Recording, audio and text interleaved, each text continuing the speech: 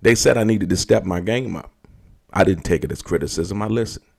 Today I got multi-platinum, legendary songwriter, producer, one half of the Dogg Pound. Yeah, y'all know who it is. Murder Was the Case. All Eyes on Me. Yeah, I got Daz Dillinger in the building. No need to get into theatrics. We're going to get into some of this straight game. Black chat. Life is like some cards. It's not what you dealt, but how you play it. Black chat. Play each situation correctly. I remember they used to laugh at a brother. You said you remember they used to laugh at a brother? Yeah. Yeah, my man. What's happening, man? How you feeling? Oh, man, I'm great, man. Blessed, man. You know. Blessed. You looking good, man. You looking real good. Feeling good, man. You know. And since you start working out, I seen all that weight you lost. I was like, wow, my man really, he on top of his game. Yeah, it's all about getting your mind right, eating right. So I just want to start it off. Yo, what you been eating lately, man? What you like? So how you started off and how do you maintain the weight? You know what I mean? The weight loss, man. Because I think health is wealth and it's more important than anything. I ain't been eating pussy. But you know, just fruits and shit that, you know, that grows. Okay. You know what I'm saying? Shit that grows, like vegetables. You know, lightly eating meat, you know what I'm saying? Slowly but surely, but just fish and, you know, chicken and shit like that. No red meat. And, Okay. It's hard. No bread, no salt, no sugar, like drugs. You know what I'm saying? Yeah. So that salt and that sugar thing, that thing real hard. But like I say, I see what you've been looking like, man, and it's really, I'm really impressed because I think at the end of the day, I don't care how much success you've had or whatever you've done. I think if you're not healthy, you can't enjoy none of that. You can't enjoy nothing dead. Yeah, absolutely. Or basically incapacitated, if you will. You know what I mean? Yeah, bloated. So what's good, man? What's good? I want to say also, I love that Won't They Won't. Oh yeah. Yeah. I was like, man. Day one gave us that track. Right. So question, I got a question for you. The first question I'm gonna ask you. Let's get to it. What is it? I seen just recently you put on your Instagram that you're retiring. Yeah. That you're retiring. I'm retired. Yeah, you know, it's too much going on in the rap game right now. You know what I'm saying? Right now, Snoop got death row. He giving us all our shit back. When he put it in my hand like this, and I look at all the shit that I'd acquired, I retired. I'm paid. I got the money now. You know, this is what we've been fighting for the last 30 years. You know what I'm saying? Why Snoop took all the shit off of iTunes and everywhere because he wanted to see who's stealing. Okay. You know, Reggie Wright was stealing. He had made a publishing company under my name, and he was just stealing all kind of shit, man. And, you know, we found that out, and now Snoop going through every corners of the Death Row catalog and just seeing like Alan Grunblack from E1 stealing. Oh, wow. You know what I'm saying? And Reggie Wright stealing. You know what I'm saying? We catching everybody hand in the cookie jar right now. So right now we putting everything back together. And you know what I'm saying? Like I said before, Snoop doing a good motherfucking job. Harry on the death row, you know what I'm saying? And giving us shit back. So, hey, I retired. When you got $100 million, you know what I mean? Wow. Congratulations on that, man. And like I said, because I remember back in the day when I first bought the All Eyes on Me album, right? I was living on 3rd and Redondo in Long Beach, right? And and so for me, it was like next to just coming to California and knowing and going down to the VIP and seeing Calvin and all of them, and then knowing you guys were younger. So explain, when you say, yo, you got all of your catalog back, what do you mean by that? Because a lot of people may not understand what you're talking about. Got the publishing, I got the rights, I got everything is reverted back to Daz Dillinger. You know, after 30 years and 35 years, everything reverts back. Right. But Snoop giving it to us before it reverts back. Wow. To gain trust with us to say, hey, let's continue to do what we do and make this motherfucking money. Because now we ain't got nobody in the mix. Wow. You know what I'm saying? That's when the white boys come knock on the door. I want to give you 200 million for for whatever you produce. I'm like, hold on. I just got the shit back. Let me make the money first and explore this, because the money you give me, I can make that in due time. So they knocking already? They knocking already, but I have the mentality to say, hold on. Let me make some money out of this shit first. Let me make some money before then, because the money y'all give me, I can make that without owing you guys. Absolutely. You know what I'm saying? So it's all about being smart. And, you know what I'm saying? And like I said before, the producer gets 50%. You know what I mean? Absolutely. So so let's get into that. Cause Reggie Wright, man, he done said a lot of things. Like I say, he came at me, but I noticed when I first started picking up on what he was doing, he was saying a lot of stuff about you, Snoop, Corrupt, and so on and so forth. So when you just talked about the publishing aspect of what that was, are you talking about that Simon Says thing he keep talking about? Yeah, he was trying to steal some publishing with Simon Says, but you know what I'm saying? We caught his hand in the cookie jar, because Reggie Wright ain't wrote no motherfucking raps. Absolutely. So no. So because I understand that. So was that during the bankruptcy? Was they trying to transfer songs to another publishing company to duck out on the bankruptcy? That was through the bankruptcy. That was all that time. Because, you know, when you losing the house, right, and you trying to figure out, it's haywire. It's like, you know, I'm not just, you just stealing. You know what I'm saying? Right. I didn't know what he was up against, because, you know, Reggie Wright was the police. We always remember, he's the police. He's the police, absolutely. And I always kept that in my head. Keep in the back of your mind, right? Is the police, because I used to beat Reggie Wright up a lot of times. Is that right? Physically. So give me one altercation, Daz, because I've heard about that, but a lot of people want to deny that, right? Give me one altercation in where and when and what was the what transpired, if you will. 1997. You a fool, man. I'm riding down the street. You know, we both lived in motherfucking Marina Del Rey. Okay. High rises and shit. So I'm riding down, you know, Marina Del Rey, you know, absolutely. Like where Jerry's Deli at. Right. I know what you're talking about. I see Reggie Wright car. So I tell a homie, pull up on Reggie Wright. I hang out the window like I got a motherfucking 12 gauge. Right.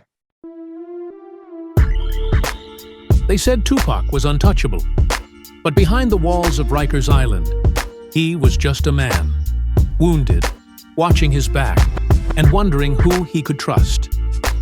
He survived bullets, betrayal, and isolation behind bars. But what happened inside those walls has never been told until now. In the darkest corner of Rikers, he found betrayal and a brotherhood no one saw coming. These dudes smiled in my face, then flipped and tried to kill me, and I never saw it coming. They were Puff's security, Biggie's muscle, Henchman's people, and Tupac knew exactly who sent them.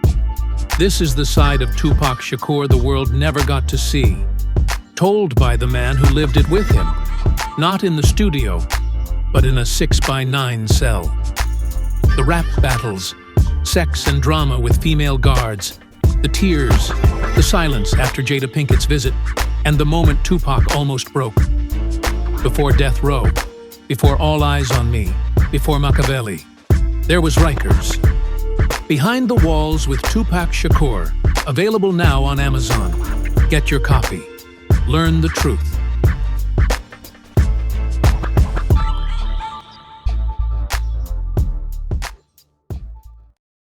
So when I rolled past Reggie, I just, boom! Oh, wow. He almost tore up the whole motherfucking Jerry's Deli. Oh, wow. Just a whole bunch of shit, you know what I'm saying? Body slamming this big ass at Death Row, you know? So when you say body slamming, and what y'all was y'all like play fighting, but you got the best of them? Or you wrestling, you know what I'm saying? Wrestling, right. Torturing them motherfuckers. I used to just go in there and torture motherfuckers all day. You know what I'm saying? Right. Wow. That's crazy though. No, but like I said, I still want to talk about so because Reggie said something, he said something on Vlad in regards to that publishing company that he set up, but he said he wasn't really generating no money from it. So you found out that he was? Yeah, we found out that he was stealing. he made a company called Daz Dillinger, and he was stealing everybody publishing, putting it in that name. I didn't even know. I used to look at BMI and be like, who the fuck is Daz Dillinger Publishing? I ain't even got Daz Dillinger Publishing. Okay. All my shit under Delmar Arnold, Dilly the Dog. Right. Okay. Okay. You know what I'm saying? So you found out that he had set up a whole different publishing company from your own under which one? ASCAP or BMI? It had to be like ASCAP because I retired from ASCAP because I used to see Alonzo Robinson. Right. My man, I know Alonzo.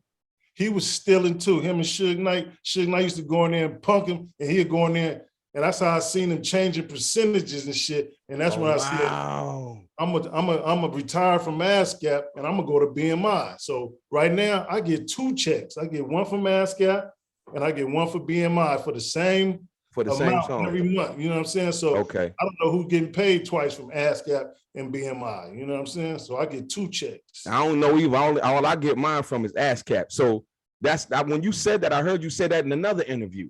I heard you say that. I was like, Daz get 2 checks. He get one from ASCAP and one from B. So basically, because usually the publishing and writers is usually the same amount, right? And so when you look at that, so is it the same amount from ASCAP and BMI? Basically, they kind of measure up, if you will. I get the writers from ASCAP, and I get writers from BMI and publishing.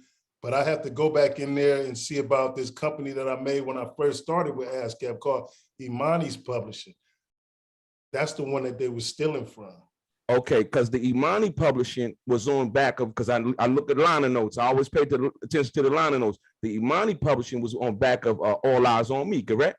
Yep, and that's where I'm going in there to find that money, because that's the money that they were stealing. Now, Snoop came to me one day and told me when I went to Death Row Records, the new Death Row Records at his compound, he set me in the room and he was showing me all the books.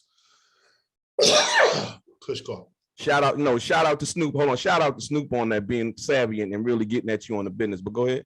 Yeah, because my name is all through Death Row. Absolutely. From the beginning to the end, I have more songs with catalog than any other artist on Death Row. Absolutely, I know that. Yeah, more money than anybody over there at Death Row under my name. So that's what we in the problem we're getting right now from All Eyes on Me, and we're just gathering all the information up right now. You know what I'm saying? Seeing who's the thief and who's the liar, and then we're gonna go in and sue their ass. Absolutely, and like I say, and y'all got the capital now to really be able to do that. I know back in the day, really not having that capital, and you go and see a lawyer, and they like, yeah, well, we need this amount of money up front. Y'all ready to get busy with that thing. Congratulations on that part, man. That's real talk. Daz Dillinger in the building, a legendary hip hop producer, OG to the game, Platinum Plus. Yeah, you know who he is. Your boy DELRAY, straight game. My man. You a fool, Daz. All right, for sure, Daz. All right, my man. Hey, look, one love, man. All right, holla back. Daz Dillinger speaks on Nate Dogg. Tupac getting $1 million in the briefcase at the studio. Also, Suge Knight paying them big money, but no royalties, and much more. Let's get into some of this straight game. So, when you like you said that when Tupac first came home, right? You got a call from Suge telling you to meet you at Monty's, right? Monty's, yep. Monty's Steakhouse, right? Hey, do you remember what you ate? Did you eat anything that night? I had a lobster salad. You had a lobster salad that night. You remember what you ate? 2 lobsters. Put 2 lobsters on there and a bottle of Cristal. Oh, is that right? You remember? Yeah. Oh, wow. And charge it to Death Row Records. And charge it to Death Row Records. So I got a question for you. So you get to the studio and you start working. I want to ask you this question because this has been said by Suge Knight. And like I said, I don't really know, but I know from understanding the situation with Tupac and finances and so on and so forth. Did you see, or were you aware of Suge Knight giving Tupac $1 million in cash in a briefcase? I heard about that. You heard about it. Don't know if it was true or not because, a nigga with $1 million would be flashing everywhere, you know what I'm saying? But he had $1 million worth of shit as far as cars and homes and all that type of stuff. Because, one thing about Suge Knight I ain't gonna lie about, we was getting paid over there. Right, okay. But he wasn't paying no royalties. Right. So you really wasn't getting paid. Because I mean, if you think about and as well as now, Daz, because you deep into the royalty thing now, so now the difference between, okay, if you giving me 10,000, 15,000, 5,000 a week or whatever, versus you seeing your royalties, your mechanicals, as well as your writers, as well as your licensing money, and being able to, that's a different kind of money. You know that now, right? Yeah, because Suge was giving us he was giving us real money though, like 150,000 and shit like that. And I go to the bank and cash that motherfucker. So 150,000 when? A month? A week? A month, you know what I'm saying, from soundtracks and all the shit that we was doing, because Suge was in there raping the motherfuckers getting that money. Right. The other companies, right? The other companies, yeah. Right. He didn't know how to do his own royalties and shit. And then, when everything went haywire, I started doing a little investigation, and that's when I started finding money from Warner Brothers, Interscope, just everywhere, you know what I'm saying? It was in my name and it was coming to me. Right. You know what I'm saying? Right. Okay. So you don't really know about the $1 million. The reason why I asked you the question about the $1 million, right, is because if what people were saying was true, and I already showed the public about the information involving the bail agreement, which a lot of people didn't know. They thought Suge had put up that money to bail Tupac out. And I showed in the bail agreement. The reason why I asked about the $1 million, because if you give an artist $1 million getting out of jail, right, there's no need for you to give him $5,000 a week.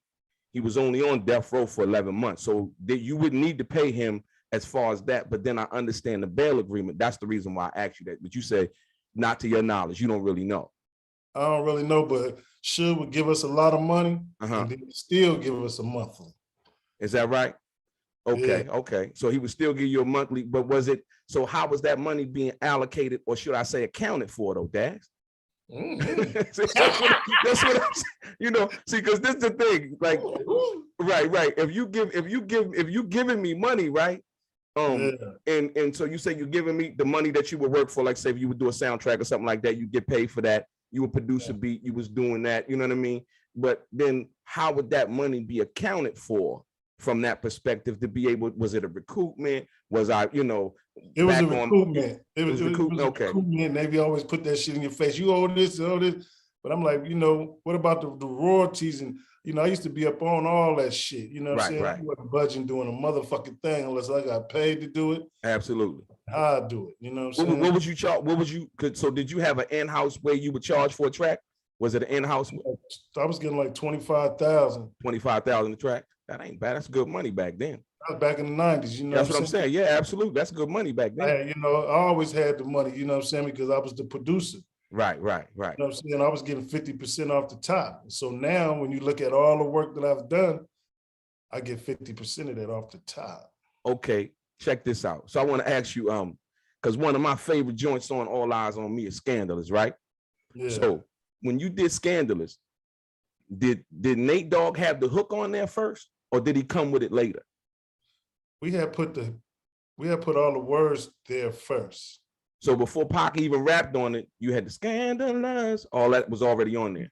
We went in there and laid all that shit down one night. One night. So Pac was there, Nate was there, and it was all together on that song. And DJ Quick was there too. Okay. That track too. Okay, because I understand sometimes like you might go in there, like some of the stuff you probably have all the words on there already. All this shit was on the spot. On the spot? Wow. Yep. Like I made the beats that night. Okay. I made 5 beats that night. Right. Like that day. Okay. And then Suge called. Okay. Meet us at Monty's. Okay, right. I'm like, well, fuck, I got these beats right here. So the first beat I put on was Ambitious of a Rider. That was hard. And we sat in there and we did the hook. I won't deny it. I'm a straight rider. You don't want to fuck with me. Right. Which we got from, I'm not sagging, but I'm just flagging that you don't want to see the DOGG. And that's Snoop, right? Yeah, that's Snoop. Right, okay. So I took a little bit of that and was just chanting to him, and then he just took the melody that I had, because Tupac liked the way that I rhyme. His rhyme style was a little bit towards like mine. Right, okay. You look at All Eyes on Me and you look at that last album, Me Against the World, it don't sound the same. Right, absolutely, true.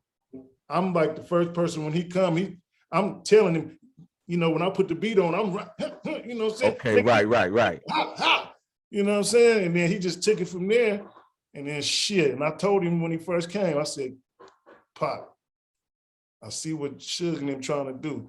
Don't let this gang banging shit get between us. Absolutely. They want Tupac to be MOB blood. Right. And I seen that shit, you know what I'm saying? Because they try to do that shit with Hershey Lowe.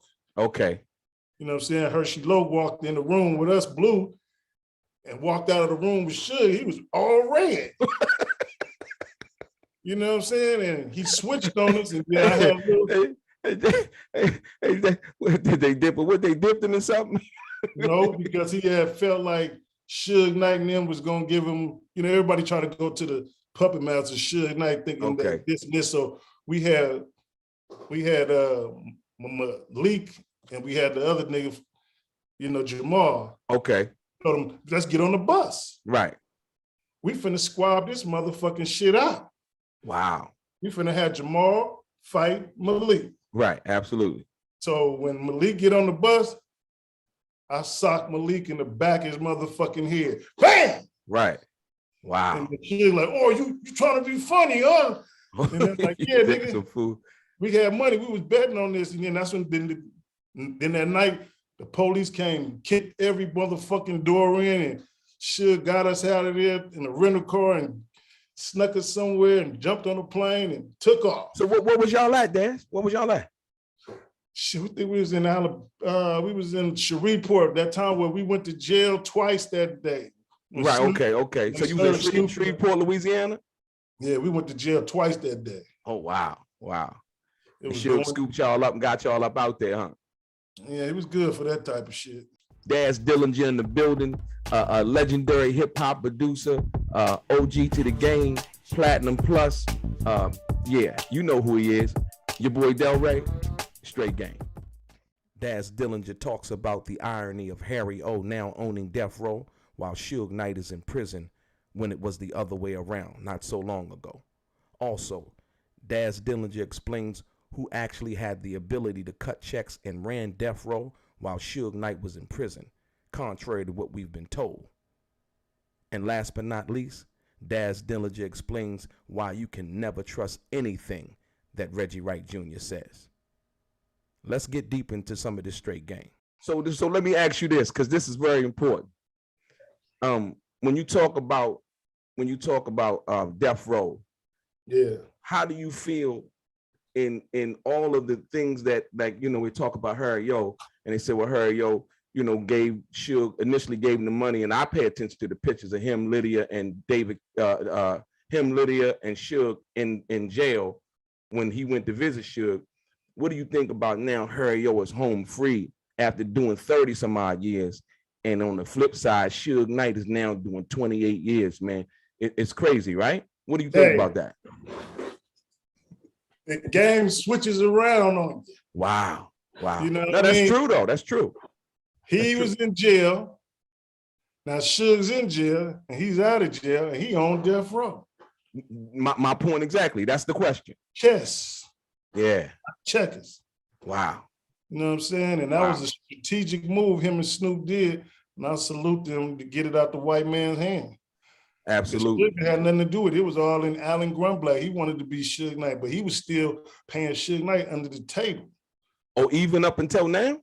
Motherfucking right. How did you, what do you think? Shit.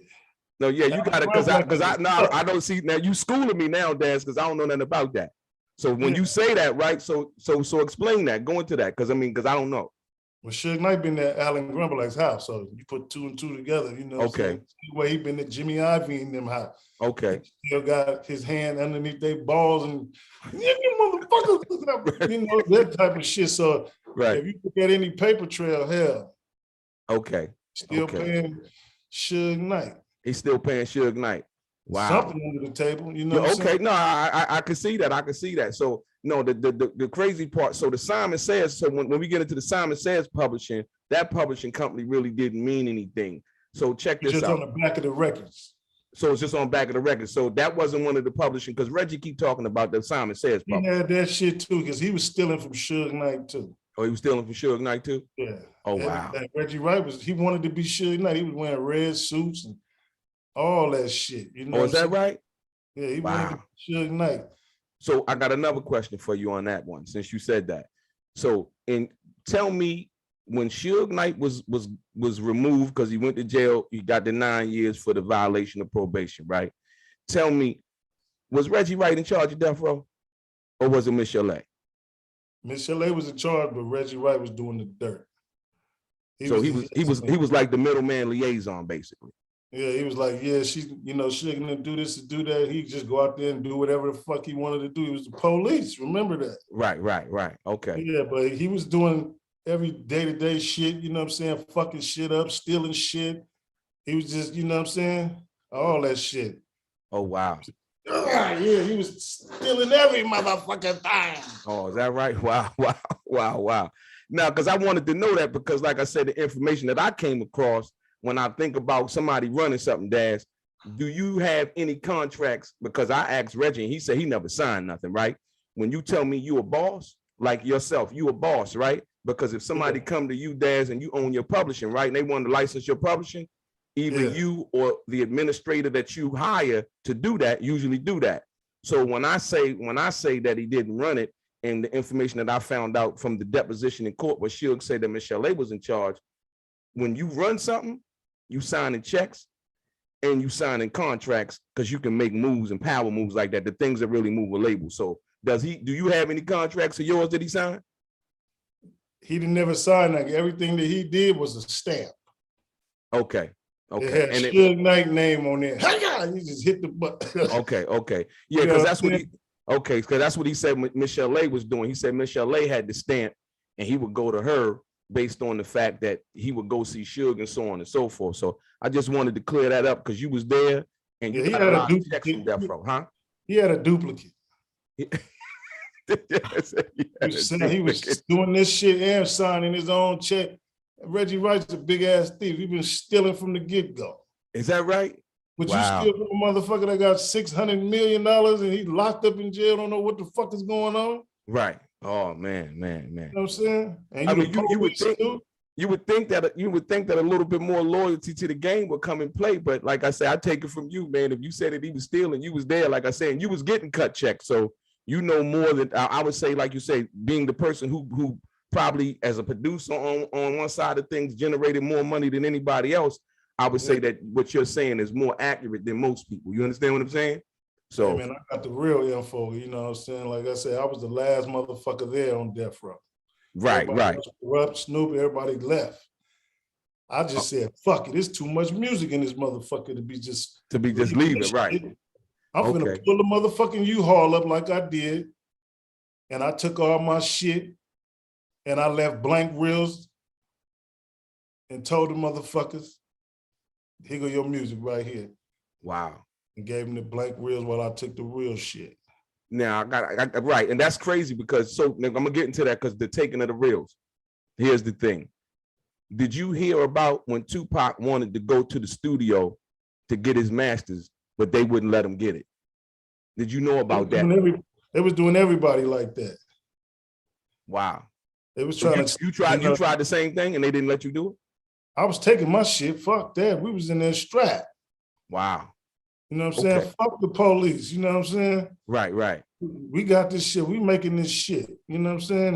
And that's what it is, because they was not trying to get us to get a DAT. No type of that, man. Fuck that shit. We made this shit. So when you recorded the song, they wouldn't let you take a copy of the song out the studio? Other people, they wouldn't let it get a time. I was always getting a copy of my shit. You know what I'm saying? Okay. So what, you would make it on tape or just DAT or what? I'll be the only one in the studio. I got all the DATs and shit. I'm making shit, doing what I'm doing, you know what I'm saying? Never let the left hand know what the right hand doing. You know? Right. So no, but did you know that Tupac was as hot as he was, as far as them not being able to let him do that? And then after he did that, I'm gonna ask you this. Did you ever know that Tupac had fired Reggie Wright?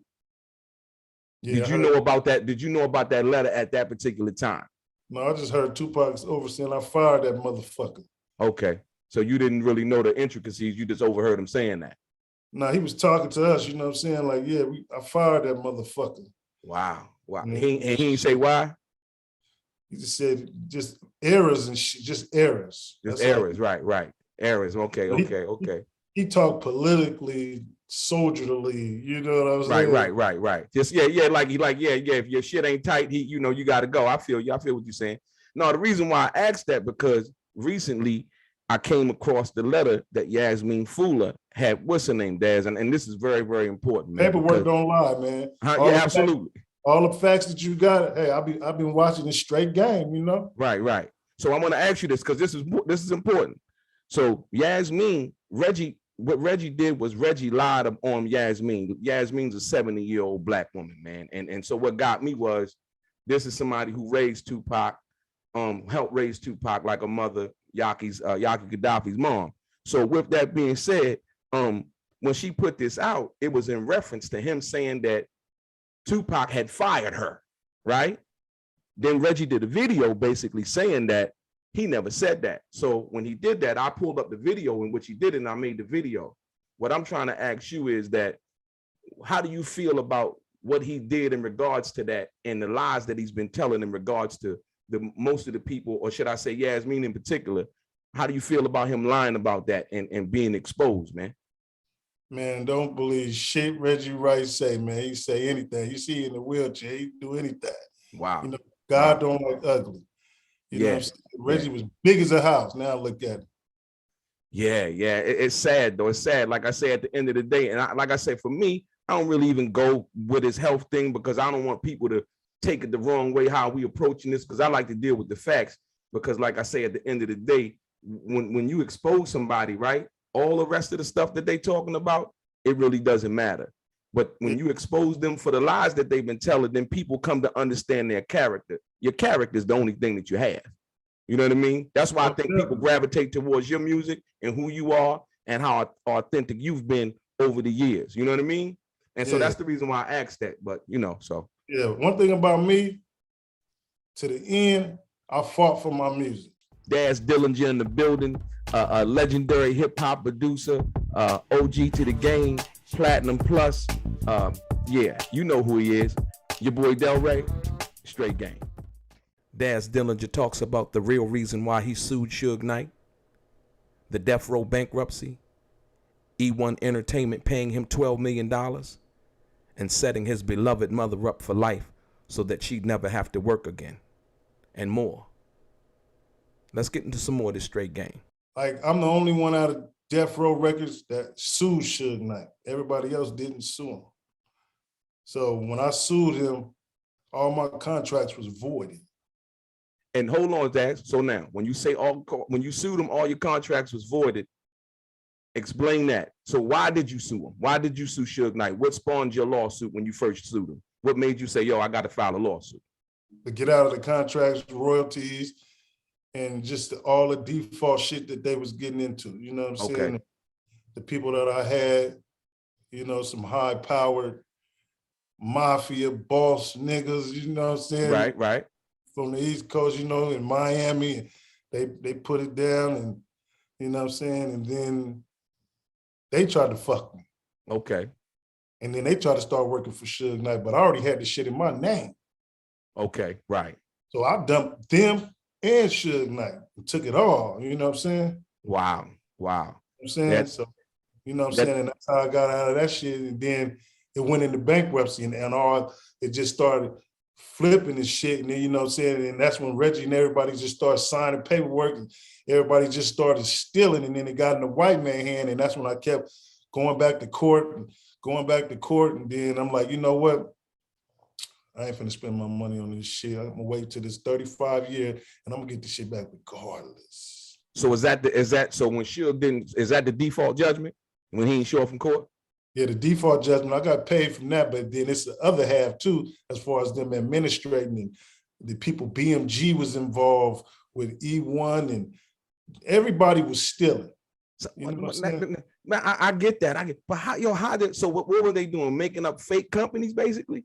Everybody was stealing shit, making up shit. Just they didn't really tell nobody because they was making up the shit. Like if you the owner, you can make anything up to have the money directed. You know what I'm saying?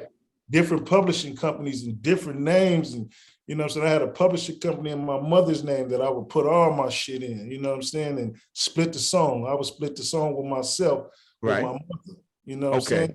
And so you was putting your mom's on the, giving her a piece of the music too. Yeah. Okay, that was I gotta commend you for that one, Daz, because most people don't think like that. See, most people, even in the business right now, they don't even know about songwriter transfers, breaking your percentage down, giving your mom some, so you won't even have to give her no money, that she'll get a check every month also. Yeah, she gonna get a check every 3 months. She gonna get a check every 6 months. Absolutely. Like, wow. Royalties and all that shit. And then my mom got sick. Right. I switched everything back over into my name. Okay. After all the smoke, you know what I'm saying? Because I had a $500,000 deal with Famous Music for my mom. Okay. Okay. You know what I'm saying? Wow. Oh, so you did a publishing deal for it too? You motherfucking right. And my man. And I signed Superfly. Oh, you did? Okay. See?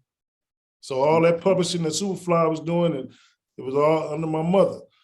So I gotta give you, I just gotta do, that's straight game right there, Daz, because like I said, a lot of cats don't find out what, even today, like this stuff that you're talking about right now, most cats, when they give them their advance, they don't even know nothing about, you know, the publishing, the splits, and all of that. They got the chain, the car, the Rolex, and they rolling. You know what I mean? It all depreciates after a while. Absolutely. So when you say that, like I said, I gotta give you your props, man. Like I said, but when Tupac mom when Death Row filed for bankruptcy, right? Was you part of some of the creditors? You motherfucking right. So how much did they owe you, if you don't mind telling me? Shit, they owe me like about another 12 million. 12 million? Yeah. And that's from all of the, basically All Eyes on Me. Was that from Dog Food too, or was you? That was everything as far as the judgment. Okay. You know, when me and my mafia boys, you know what I'm saying, that's what we broke down. You know what I'm saying, and right. Alan Grunblack and all them motherfucking honkies, they paid that shit. They paid it? They paid it because, you know, my friend said. Right.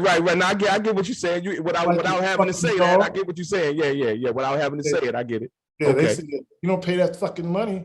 You like your fucking dog, right? Right. You're not gonna love that fucking dog. You're a fool, man. You're a fool. Fucking money. Hey, no, and look, and so along with that, right? So the situation like with Snoop right now owning Death Row, man.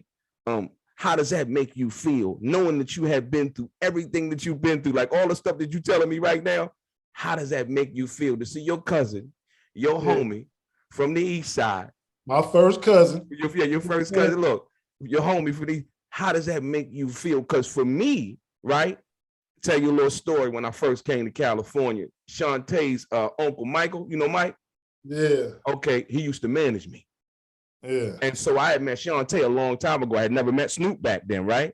Yeah. But to just know what y'all been through and what y'all had accomplished, do you, before you answer the Snoop question, let me answer this. Do you understand the impact, man, that you've had? Because last night I was in the gym, Daz, and they had like a West Coast, I think a Spotify playlist thing playing, right? And as soon as I come in the gym, they got the joint with when I come to Inglewood, I'm gonna call y'all back. You know, the joint with Mac 10, right? Yeah. And I was sitting there thinking, like, you know, anticipating we're gonna do this interview. And I was like, damn, I wonder, do Daz really understand, man, the impact that his music has had, man, just around the world, man? I really don't look at it like that. I'm like a humble person, you know what I'm saying? I don't try to outshine the master. I don't try to show I got this and that, you know what I'm saying? Right. I was just making music, you know what I'm saying? Okay. We didn't know what we was doing at the time, you know what I'm saying? And I made that beat off a flute, fucking around with Mac 10, you know what I'm saying? Okay. 10 wanted to use that shit, and plus it had Ice Cube. I got a version with Ice Cube on there. That ain't never came out. No, Ice Cube wanted a lot of money. So, he didn't clear it. So Mac 10 was like, take him on. Okay. And it still worked though. I got the 2-inch. Wow. I got 2 inches, baby. You know what I'm saying? Wow. You got the 2-inch reel. That's I got the 2-inch. So now that I say that, and not that you had to outshine anybody or try to outdo anybody, But the reason why I asked that question is because have you ever, let me ask you this, have you ever been in a club and like people didn't know like you was in the club and you, I mean, you know, and you was on the low and you heard one of the songs that you produced come on and you just see how motherfuckers move through your shit? Man, I do this a lot, right? You know, I've been driving and smoking and shit. You know what I'm saying? And I pull up to a motherfucker and they bumping my music, right? Right. And they look at me like, yeah, motherfucker. Yeah. And I'll be like, yeah.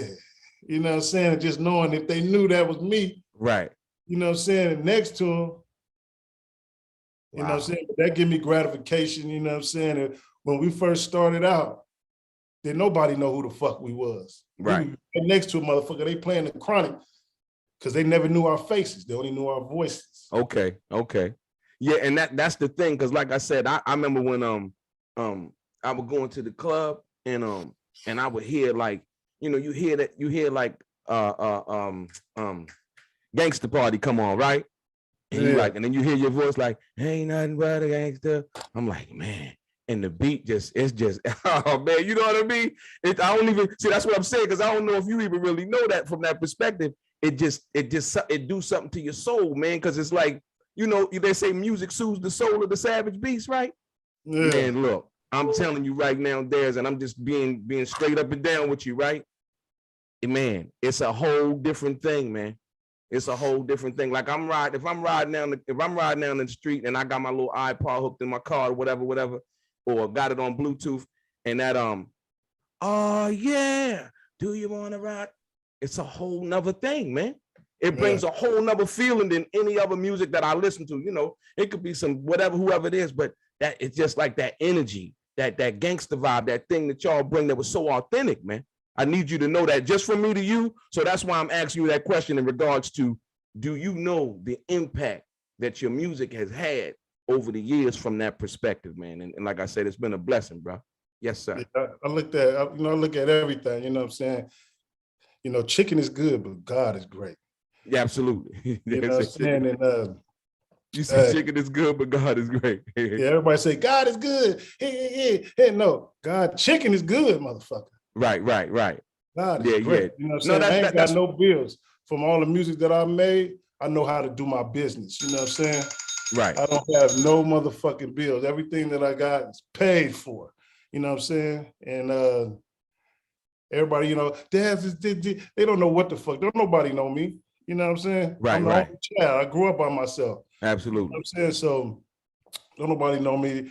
You know, I'm blessed. You know what I'm saying? Kids is good and life is great. You know what I'm saying? I live on a 15 block radius. You know what I'm saying? Absolutely. Daz Dillinger in the building, a legendary hip hop producer, OG to the game, Platinum Plus. Yeah, you know who he is. Your boy DELRAY, straight game. My man. You a fool, Daz. All right, for sure, DELRAY. All right, my man. Hey, look, one love, man. All right, holla back. Preach. Yes, sir. One love. What would you do if you could get with the dog pound? Daz Dillinger talks about his late great friend, Jewel. Also, Tupac, Pop Smoke, and Badass, and the 35-year copyright reversion law, and having 17 publishing deals, and also making sure his homies were straight. Let's get into some of this straight game. So with the recent passing of Jewel, you know, if you could let me know, like I say, you work closely with her, if you could let me know one of your fondest memories of her and working with her in the studio, if you care to share that, brother. I mean, you know, she had whispered in my ear and said, the way that we stick and move, what would you do if you could fuck with my crew? Blaze up a sack, cause it's that funk good. Hey, you know what I'm saying? So she did that. I said, go lay that shit down. You know what I'm saying? And we got nominated for a Grammy for that motherfucker, a diss song. Wow. So so that was the process with you. So everything, when y'all were working, would usually be like on the fly. It could come up like that and she could just be in the studio. Yeah, anybody could walk in that motherfucker. And you have you know what I'm saying? You singing the right and humming the right shit, you on there. You got you some publishing. Wow. You finna eat. Right, you finna eat. Right. I was giving niggas publishing all day. All my homeboys got songs like Big C Style, Joe Cool. I put them on Bomb Ass Pussy, gave them 5%. They still eating off of that. They still eating off of it. Yeah. Thank you to this day. Right. Thanks, because you did that for me, cuz. But that's, but you know. Fuck with me, you're going to eat for the rest of your life. Right. One song with me, you're going to eat for the rest of your motherfucking life. Till we dead and gone, you're going to eat off this motherfucking song. Did that rhyme? Yeah, absolutely. Hey, look, you know what? You know what's so funny about that? Huh? Just like they say, one song could put you on. Yeah, that's true. That's true. You know what's so funny about that, Daz? That's what I'm talking about. The work that you've done.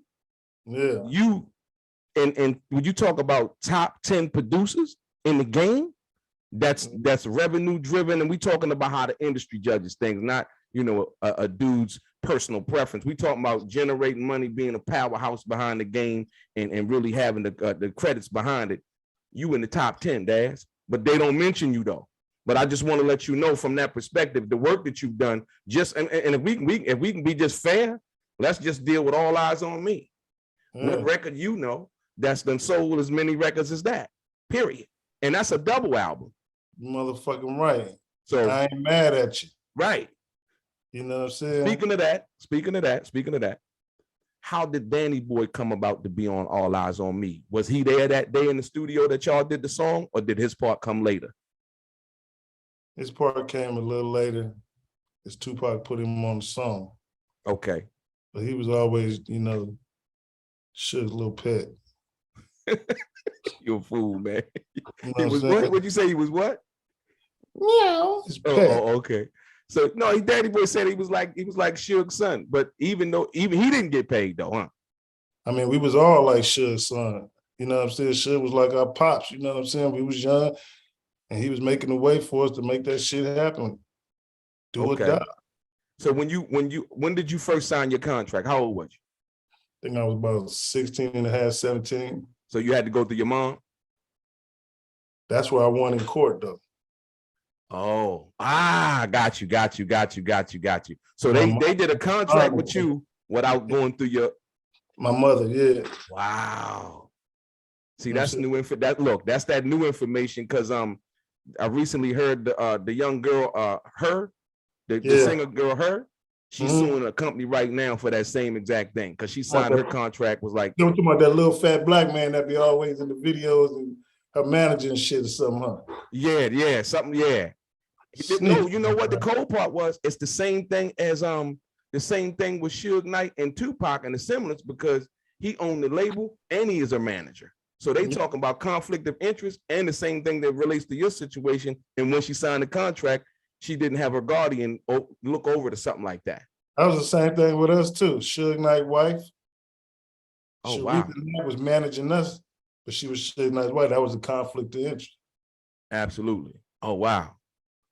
That's crazy, man. That's crazy. So I got another one for you.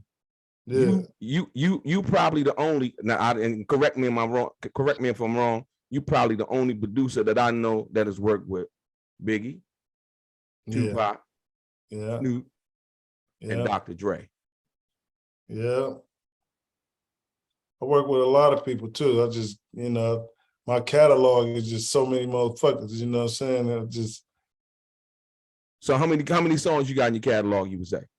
So I got about 12, 15,000 songs. Is that right? Yeah. Wow. You know, now it's a new game because people are sampling the music. Right. I got songs from Jeezy and T Grizzly, and I get half of that song, 25%. Tupac get the other 25, and everybody else sampling, you know, Fat Joe, you know what I'm saying? He used Pick It Up, you know what I'm saying? Right. That's nice, you know what I'm saying? And, you know, Meek Mill, any of y'all niggas out there use the Ambitious of a Rider, thank you. Because, you know, that's 50% off the top. So let's, because a lot of people don't really understand that process, Daz, and what that takes to do that, right?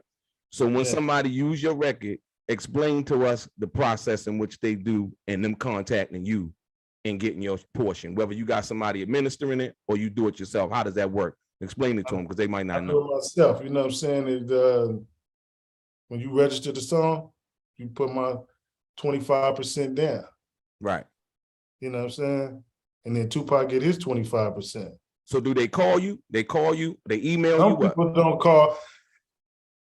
Some people don't call. It's like half of the song that I own, and then some that Death Row was owning. But they were stealing songs though. Okay. You know what I'm saying? I had to fight for a lot of songs like Seed Walking and shit like that, you know what I'm saying? Because they were just trying to steal everything. Like, yeah, this is not, I'm like, hold on, you know what I'm saying? Right. You know what I'm saying? But that was Reggie Wright and them stealing shit, you know what I'm saying? Wow. So they wasn't even letting you know, like say if somebody wanted to use something, they was basically going through Reggie and them. Or not Reggie and them, it was going through the honkies' hands, you know what I'm saying? Right. Alan Grimblack and them. Okay. And they was the one, you know what I'm saying, administering with BMG. Okay. See, there was a lot of shit going on, you know what I'm saying? That's what Snoop took everything off the iTunes, and that's what he can cut off all of that revenue that they were stealing from. Snoop cut off everything. Yeah, but it's still coming in though. It's still coming in? Okay. Motherfucking right. You know what I'm saying? You got sound, all this type of shit. The music is still playing. He just took it off iTunes. Right. Remember, soundtracks, movies. Right. Absolutely. Yeah. Writers, publishing, all this shit come right to us. You know what I'm saying? Okay. You know what I'm saying? So as far as you talking about, as far as the mechanicals and the record sales money, he took it off of iTunes because I got 17 publishing deals. 17 publishing deals. I got 17 motherfucking publishing deals. And that's what, worldwide? All over the motherfucking place, from doing songs with T.I. I own the publishing, you know what I'm saying? Right. I got one with Warner Brothers. I got this song that I did with these motherfuckers with Universal. I got the song they just did with motherfucking YG, Sign Language, that they sampled from us. I own that. All right, new publishing company. Every time I get a new thing and they sample some shit, new company. Wow. You know what I'm saying? So you just set up something new so that they can't put their hands on it. Yeah, just business-wise, it's always good to say, okay, if I make this song, I want to put this in this name right here and just keep my shit separate. You know what I'm saying? It's like right now, how the platforms is of putting music out, like iTunes and all these other people that you go to put your records out. Right. I'm putting records out through everybody. Fuck that shit. You know what I'm saying? I got to have that money coming in all around. As soon as I'm turning around, you know what I'm saying, like that, you know what I'm saying? And bam, and just keep it working. Keep it working. Okay, right. I'm retired from rap though, you know what I'm saying? Right now, I'm just collecting and analyzing all the shit that I got and making a motherfucking business out of all the shit that I did. I ain't got to rap no more. You're right. I just do it for the homies who, you know, if you begging this and that and I like you, you know what I'm saying? But as far as me trying to be out here, man, fuck all that shit. I did that shit. You know what I'm saying? When your house is paid for, then you can retire. If you got a mortgage, all that shit, you better keep working and keep rapping because the shit ain't yours till you got a motherfucking deed in your hand. Absolutely. I got deeds on deeds plus deeds. You know what I'm saying? Daz Dillinger in the building, man. No, that's, you know what? I respect that so much because a lot of people, Daz, like I say, but see, you've been through the fire though. Yeah. And you learn from that though. A lot of cats done been through the fire and you can give them some game and they look at you like you crazy because they got new man money, right? But not understanding that you've been through it from that perspective. And now you know it's like, dude, like I say, ownership is key. Yeah, that money that you motherfuckers getting all this money, that shit ain't nothing but a loan. Yeah.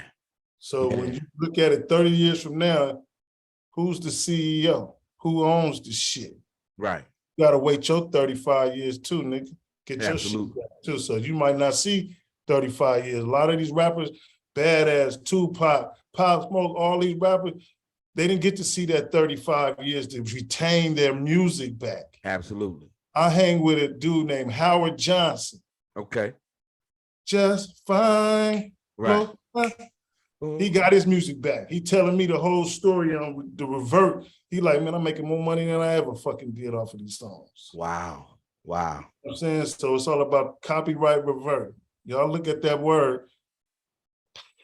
Yeah, that reversion clause. That's very important. Like I said, Section George Clinton. 203, 1976, Section 203, copyright law. There is no such thing in the copyright law as work for hire. Right. So any motherfucker that come to you talking about that work for hire shit, ain't no copyright rule in the book They tried to use that shit, but the judge threw that shit out. Wow. Sometimes you do work for hire if it's a motherfucking movie or something. Right. So as far as your music, so you basically saying, so as far as your music, and you know how they would put the work for hire or clause in the contract, that didn't stand up. And I don't stand up in court. You know, just some words to fuck you out of your mind. You know, it's all about, you know what I'm saying? Yeah. Them. Hell yeah, you sold everything. Then come down, you got to read the laws around this motherfucker. Go to the copyright law and read that. Yes, sir. Daz Dillinger in the building, a legendary hip hop producer, OG to the game, Platinum Plus. Yeah, you know who he is. Your boy DELRAY, straight game. Daz Dillinger talks about Tupac inspiring him to name himself Daz Dillinger, as well as corrupt Young Gotti. Also, Daz Dillinger talks about how much him and Snoop Dogg were paid when they signed to Death Row. You won't believe it. Daz also talks about his biggest check under Death Row, Paw Patrol, Nate Dogg, and a whole lot more. Let's get into some of this straight game. And so, like I said, once again, when you talk about Snoop straight yourself, game. And how would you say? Straight game. Straight game. You're a fool. Hey, no. But when you talk about Snoop, yourself, Corrupt, Nate, Warren, and rest in peace, Nate Dogg. Give me some of your fondest memories, man, of working with Nate. You know, because Nate, like I said, I haven't heard anybody. Nate had a simple way of doing what he did, but yet so effective. One thing about Nate, he gonna bop like that, boom, boom, boom. Oh yeah, he got that thing, man. You know what I'm saying? Because man, I got so many songs with Nate. You know what I'm saying? And you know, like I said before, publishing, man. You know, my daughter plays piano classically. Is that right? Her name is Dasmine Arnold. She got music albums out right now. She make an album a week. You know what I'm saying? But she gonna run all my music. You know what I'm saying? Because she. You know what I'm saying? So you got do you got a trust? I got everything. But hey, I ain't doing this shit. I'm looking at everybody else shit. Right. Yeah, right. Because see, plus, I trust in the Lord. Okay. Yes, sir. Yes, sir. No, the reason why I asked that, Daz, is this. Because Michael Jackson, Prince, when we talk about music and protecting the legacy and the legendary legacy that you've accomplished, when you talk about that, man, a lot of us don't have wills. We don't have life insurance. We don't have a trust to be able to, and I'm talking about a revocable or irrevocable trust to, like you say, because your daughter's going to do that and you set that up for her. And so that her kids can eat off of. And my daughters. Yeah, absolutely. Your daughters, right. Yeah, your daughters and their daughters, you know. Yeah, so can you speak on that? So you got all of that set up? You straight? Oh, yeah, you know what I'm saying? You know, I got life insurance and all that other stuff, but I have my own life insurance, my own money, you know what I'm saying? Got your own money, right, like I said before, you know, like accountants and shit back in the day used to say, you need to put something for retirement. You know what my retirement is? Motherfucking ASCAP and BMI, that shit don't stop. Yeah, it don't. That shit. But you on another level though. So for for the average cat, he might have had, you know, he might have worked on 1 or 2 songs, you know what I mean, Daz, and seeing some money. But the kind of money that you would see is, I don't brag about that though. You know what I'm saying? You know, I could be doing all that shit. Right. But it's like, you know, I just kick back, I'm humble, you know what I'm saying? And just try to help everybody that need help, who want help, you know what I'm saying? And hey, that's the type of nigga I am. That's why they call me that nigga Daz. We said that's why they call you what? That nigga Daz. That's that nigga Daz. Yeah. Right. Tupac said, y'all pick an outlaw name, pick a, you know, he told Corrupt, you gonna be Young Gotti. He said, what you gonna be? I just popped in my head, I'm Daz Dillinger, nigga. I rob motherfuckers. You know, I usually rob motherfuckers, you know. I get down, steal dope, rob, slap a motherfucker with the pistol, all that type of shit. I was the enforcer of the Dog Pound, me and Nate Dogg. Right. I heard about that. And knock niggas the fuck out, keep that shit pushing, you know what I'm saying? Dog Pound gang, you know what I'm saying? Absolutely. So let's go back to the beginning.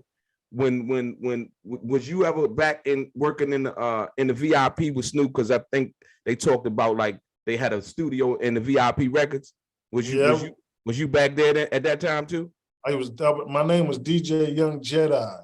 I used to DJ. I'm a DJ, you know what I'm saying, at heart. Right. So I stole a lot of shit from Calvin. Shout out to the Calvin VIP. I used to say, let me take the trash out and had 2 turntables and a mixture in the motherfucking box, throwing it in the trash, you know what I'm saying? And that's how I got my start, you know what I'm saying? And you know what I'm saying, going to there, and, Calvin had the SP 1200, and, we made a lot of mixtapes in the back, you know what I'm saying? And shit, that was a classic moment. That was a classic moment. Wow, that was classic, man. That was one of the first places that I visited when I came to Cal. When I moved out here to California, right, was there. Now, it was just, for me, it was legendary. So, like, I imagine what it was like for you. You know what I mean? And doing all of those things. But like I said, so what was it like working with Gip? Gip from the Goody Mob. Big Gip, that's my brother right there. Big Gip, man. We talk every day. Cool Joe, the whole Goody Mob. You know what I'm saying? Right. From Big Boy to Ray to Sleepy, that's who my family down in Atlanta is. You know what I'm saying? So you down in Atlanta? You bi-coastal? You out here? And you in California and in Atlanta? I'm in California, Atlanta. I'm anywhere. Shit, anywhere I want to be. You know? Absolutely, absolutely. I feel you. So hold on. You had me laughing the other night. So they did the verses, and you went on. I wish. Oh shit. Hold on. They did the verses, right? And you was saying how you felt about certain artists, man. Come on, run me through that, Daz. What did you think about? I didn't even know that they had a trash. They trash? Trash. So they fucked the R&B world up with that shit. You know what I'm saying? It's like they just like they had one big gang meeting and shit. Everybody just couldn't control their motherfucking self. Wow. Wasn't no OGs in the motherfucker. You know what I'm saying? And yeah, hey, they was running out of breath. Niggas was on. Everybody was fucked up on that stage. And, Ray J had the daycare center going on. Oh, yeah, because he had his baby up there with him, right? Yeah. Wow. So who you think was the best, though? I like Mario. Okay, Mario, right. What is that? You could that him. Oh, yeah, shit, Neo wrote that motherfucker. Scott Storch did the beat. Let Me Love You. Yeah. Is that right? I ain't know Neo. Neo bad. Yeah, he can write. That's when Neo first got started. He wrote that motherfucker. Wow. That was Neo's first pen. That was his first pen. His first piece of real money. So right. Question. Since you went there, Daz, what was your first big check when I've arrived? Was it from a royalty check or was it from when you first signed to Death Row? What was like your first check when you knew? And when we first signed to Death Row, we signed to Death Row for $5,000. $5,000? Snoop got $10,000. Come on, Dad. He got $5,000, and then we had to go on tour with the Ghetto Boys. So that means our rent I had to pay $3,500, so I was left with $1,500, almost $500 at the end of the day, and getting on the road. Going to Chicago, our first show with the Ghetto Boys. Hold on, Daz. So what was out? With Chronic? The Chronic was out. Okay. So $5,000. They gave Snoop $10,000. Yeah. Wow. RBX didn't sign. See, RBX was Ice Cube. Okay. He didn't sign. He went to school with Suge. He know all that shit. He didn't sign. And that's why you never seen RBX after that shit, because he went to Dr. Dre when they left. Okay, right. Yeah, I remember Dr. Dre down at RBX's first cousins. All y'all first. Okay. I was wondering why RBX be up on the set all the time. So yeah. Okay, I didn't know that. And he was rhyming, doing killing that shit when we was young. Yeah. I like his voice though. I like his voice on some of the records that I heard though. So $5,000. So that wasn't your first big check. That was the first time you got paid. That was the first time. We got paid. I'm talking about the first check when you was like, I'm all right now. My first check, I think, when I did Retaliation and Get Back. Okay. Because they gave me like $2 million. Is that right? Yeah. Death Row? Death Row. Wow. Because everybody else was gone now. So with that being said, $2 million, right? Is that because everybody was gone? Because you didn't get that much for Dog Pound, right? See what you fail to realize on the Dogg Pound, we just made that up. Okay. We never had a contract with Death Row under the Dogg Pound. See, that's why I'm asking the question. Yeah, because I don't. Signed under that nigga Daz and Corrupted Kingpin. If you look at it right now, there is no contract that says the Dogg Pound. Okay. Now it is because it's a business for us, and trademarks and all that shit. I got a question too. When you look at Paw Patrol, right? Right. And you look at that logo with the paw on there, what does that remind you of? Yeah, it kind of reminds you. Yeah. Motherfucker stole my shit. My shit came out 1993. That shit came out like 2011. You motherfuckers owe me some money, and I'm coming after you. But I had a bunch of kids like, we gonna kill you. Right. I had to grab one of my rock waters. Oh. Right. No, you funny, Daz. You be wilding out. Like I said before, they stole my paw. If y'all look at that shit, put them together, what motherfucker you know got 3 paws? True. How come you ain't trademarking? I did trademark it. Oh, you did? I did, you know what I'm saying? Before or after? Before or after? Before, I had to fight for that shit because everybody was trying to steal the shit. Suge, the mom. Everybody was trying to just steal the shit. You know what I'm saying? Wow. Yeah, that's amazing right there, man. I never thought about that. Like in debate because they like so many motherfuckers, you know what I'm saying? The Dogg Pound, you can't, you know, it's all kind of shit, man. I had to fight for this shit, man. That's what you call fighting for your music. Daz Dillinger in the building, a legendary hip hop producer, OG to the game, Platinum Plus. Yeah, you know who he is. Your boy DELRAY, straight game. Diggity Daz Dillinger back up in the house again. Y'all heard him say he was going to retire. Today, he addresses the retirement statement and actually what that means. Also, Daz addresses the haters and why they keep watching his pockets and how much money he's making. And also, Daz talks about the Dogg Pound not having a contract with Death Row. We dive deep today. Let's get into some of the straight game. So when you say that there's no contract involved with the Dogg Pound as a group, so what did that album or that whole thing formulate under? Was it your original contract that you signed with Death Row? Yeah, it should be. Yeah, I mean, no, that's what I'm saying. That's what I'm saying. Because if it wasn't under the artist name, you know, as far as that, we just making up shit. They were just going with anything I was fucking saying. Okay. As long as I make the music and put the album together, Murder Was the Case, all that shit. I'm the one that thought about the album cover. Oh, you did? Did the first songs for the motherfuckers and turning that shit into a motherfucking soundtrack. Wow. So that's why I say my name is on every motherfucking piece of music, album, all that shit from the beginning, from the Chronic to the end of Tupac shit and the rest of that shit. My name is on every motherfucking album. You look at every other album on there, you see Corrupt, Snoop, but you don't see all the way through. You know what I'm saying? My shit, all the way through. All the way through. I'm about damn near 80% worth of my music is Death Row. Wow. But now you own all of it now. Yeah, when Snoop give it back to us, he's gonna present it to us, you know what I'm saying? And we're gonna work and get this motherfucking money. Shout out to Big Snoop Dogg for defeating the motherfucking devil. Yeah, shout out to Snoop. And not only that, so like, so you talked about earlier, or should I say people have said, and I heard you sort of mention it, but when Dr. Dre first did the Chronic, you was doing some beats on there. Yeah, I was getting drum programming. You said you was what? Getting drum programming. Oh, the drum program. I thought you said the drug program. I'm like, what'd you say, yo? He said, we were smoking, shout out to I Tell Joe. We was smoking good Chronic the whole fucking time. Cause we was at Solar Records.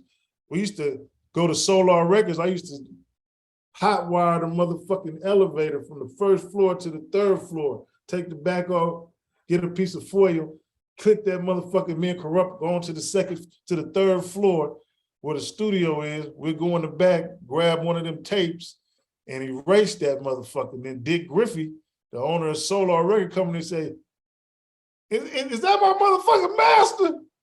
So that's the Whispers. You niggas is taping over the we taped over the Whispers shit. So he can't do no remixes on that, huh? Shit, shout out to Dick Griffey. Wow. No, I'm just saying, like, no, that's crazy though. Because them 2-inch reels was expensive back then, right? It was about $275 a reel. Yeah, that's what I'm saying. That's big money back then. For the people not knowing, 2-inch reels is the tapes that they used to record the music on, though. And when you master your shit, you cut and tape. Okay. Right. And then you had fucked up. Take that shit back. Right. Let me do it again. Not only that, but remember, Daz, you had to splice it with the razor. That's what I say. I fucked up. Now put the tape back on there and let me try it again. I didn't get it on the one. Yo, that's good. Yo, that's crazy. That's crazy. So when you say, yo, you retired, man, you mean to tell me you ain't doing no more shows? I'm gonna continue to do shows.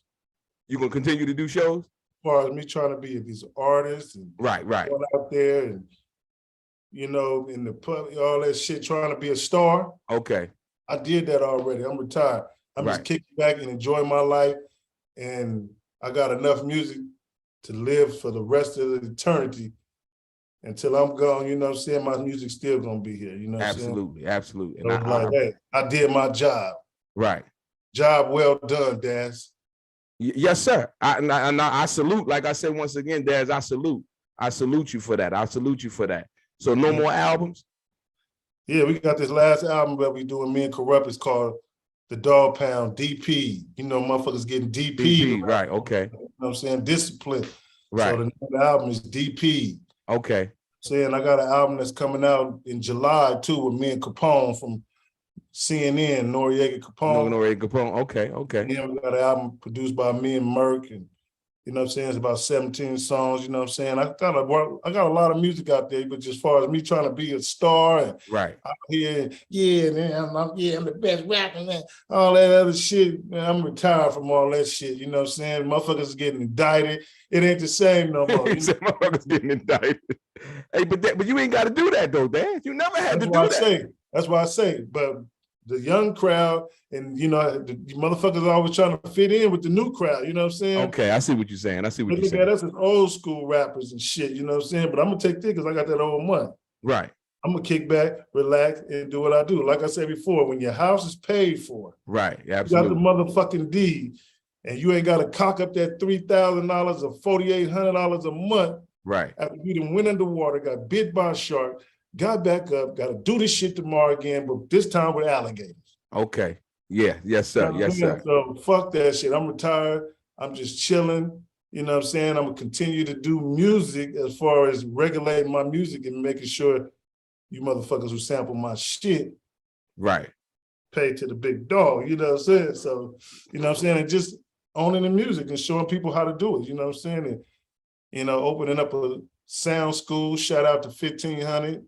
You know what I'm saying? Inspiration, you know what I'm saying? And, you know what I'm saying? And just, I'm all about the youth, man. You know what I'm saying? That's what's up. That's what's up. And so I want to ask you this. So why do you feel like Reggie Wright, why does he bash you so much, man? I mean, I used to beat that little fat fucker up. He was fat once. I used to torture that motherfucker. I used to torture. I don't really like me that much. I was just getting his ass all the time. Right. So, and recently, the other day, he spoke on you. He said something in regards to how much money you was making and how much money Snoop was paying you. Why you feel like he likes to watch your pockets that much is because you became successful even after all of the stuff you went through, and looking at you now and seeing where you are and all that you've overcome. You feel like, you think he's jealous? Is he jealous or what? You're always jealous. He's not in a position to say anything. Snoop pay us real well. You see where I'm at. Right, you know right. What I'm saying? We've been doing this shit for the last, 30 years? You know what I'm saying? Yes, sir. And, you know what I'm saying, and producing and all that shit, you know what I'm saying? So, hey, don't worry about what we doing. We on death row, nigga. Do you? Yeah. They own death row now. It's like, yo. And like I said, man, once again, I want to take my hat off to you for all of the work that you put in, man. And may you have continued success in everything that you're doing, brother. But I want to ask you another thing, because recently, came out? Puffy came out and did an interview, and he said that he feel like Jay-Z took over for where Pac and Biggie left off. What you think about that comment? I mean, shit, business-wise and being the #1 rapper, Right. he did that. You know what I'm saying? It's all Right, about absolutely. position. You know what I'm saying? Shout out to Hove, you know what I'm saying? I'm cool with everybody, you know what I'm saying? Absolutely, absolutely. Yeah. You know, it's all about the position that you take in. He took that position. This is chess, not checkers. Not checkers, absolutely. Yeah, I got another question too for all the fans out there. You know, I get a lot of questions about the Inspector Deck verse. Okay. On All Eyes on Me, got my mind made up. So okay, so now so what about that? The Inspector Deck verse on Got My Mind Made Up. That's the, I think, to be perfectly honest with you, that's the hottest beat on the album. Yeah, I mean, first Rage was on that song. Right. He did that song in my basement. Okay. So, back in the days, I was recording on 8X. And it was 3 8X. The 3 tapes, the stack joints. Right. Yeah, absolutely. They couldn't find the third one at Dr. Dre house, so they only put the 2 of them and transferred the 2. And the 2 had his background vocals on there. Wow. You know what I'm saying? So his background vocals is still on the record. On tape 1 and tape 2. On tape 2. His lead vocal was on tape 3, but the motherfuckers couldn't find it. Wow. You know what I'm saying? And so you when did Pac put his verse on there? I had transferred that at Dr. Dre's house. So Dr. Dre heard it and let Pac hear it, and then Pac, they just took it from there. I came back, and niggas have verses and mixed the shit and everything. I'm like, damn, that's my shit. Right. Wow. You know what I'm saying? So what about you know Jay Flex, right? Yeah, I know Jay Flex. So Flex was over there really pinning it out there like that for Dre? Yeah, he was pinning it out for that nigga, yeah. Yeah. Yeah, that's like I said, that was some monumental times, man. It's like when you sit back and you think about those records, man, it's like, so who have you ghostwritten for? Have you ghostwritten for anybody in the game? Shit, I'm, you know, a lot of niggas, you know, just everybody who needed it. And, you know what I'm saying? I had a verse, you know what I'm saying? Just thinking of hooks, and, you know, I sit there with you and I come up with a melody and a hook, and then we just put some words to that shit. You know what I'm saying? Words to it. Okay. I like to get, like I said before, I like to make everybody get some money around that motherfucker. Right. That's just like the song, that new song. Like I said, once again, the new song, Won't Be Won't. You ain't scared to let nobody else come in if they got something hot. Like you said, to do A1, right? Day One, yeah. Yeah. So he did that beat. Yeah, he did that beat. And so you like that. I just added a, you know, that little part that I like, you know what I'm saying? Right. Music-wise, but as far as penning that shit, me and Corrupt went in my studio and knocked that motherfucker down, you know what I'm saying? Yeah, that's that old dog. That's that thing. It kind of brings you back to, like, when you listen to that, it kind of brings you back to that authenticity. You know, like you said, a lot of the new school guys like the old school, but like what I feel like right now out there, it ain't really much being said. Daz Dillinger in the building, a legendary hip hop producer, OG to the game, Platinum Plus. Yeah, you know who he is. Your boy DELRAY, straight game. My man. You a fool, Dan. All right, for sure, DELRAY. All right, my man. Hey, look, one love, man. All right, holla back. Great. Daz Dillinger talks about the songs that he recorded that he likes the best versus the ones that made him the most money. Also, we talking on Dr. Dre and how Dr. Dre got the Chronic back. Also, DJ Quick's genius and recording with Biggie and more. Let's get into some more of this straight game. It costs more to make a song than you really gonna get paid off the song. Right. Yeah. You know what I'm saying? So it's like streaming, you don't even make no money. So I'm looking at my contracts right now. Because in my contracts, ain't no streaming in my shit. It didn't cover that, right? Motherfucking right. That's how Dr. Dre got the Chronic back. Okay. They had no digital rights. Right. That wasn't back in the days in them contracts. Y'all better look at y'all contract, you old school rappers. Streaming and digital wasn't in the program back then. Wow. So when you work with Biggie, you say you recorded the song with Biggie too, right? Yeah, we was at 92.3 The Beat. He was on the corner, and I hooked up with him. And then it was me, Mace, and Lil C's. Okay. and I came to the studio. Right. And I gave them 2 ounces, and I didn't even charge them for it. And Pac was dead at the time, you know what I'm saying? That was in North Hollywood. Oh, and we wow. kept our relationship doing songs, and, you know, I always had my little shit. I came to the hotel one night, you know what I'm saying? Right. I had my little studio, you know what I'm saying? Right, right. You know what I'm So saying? what kind of drum machine you used, Dad? When you was doing all those records, what kind of drum machine was you using? Hold on a second, let me grab it. Is that the 60 or that's the 3000? Okay. I had every one of these motherfuckers. You had the MPC 62? Hell yeah, doing all that shit. Right, right. So that is that the actual drum machine? Yep. That's and this keyboard right here made the whole dog food album. Wow. All that shit. Wow, wow. I stole this keyboard from Dick Griffin. Oh, you did? It's a Juno 106. I see. That's what I'm saying. Like most cats don't know nothing about that. So Daz, I gotta ask you a question.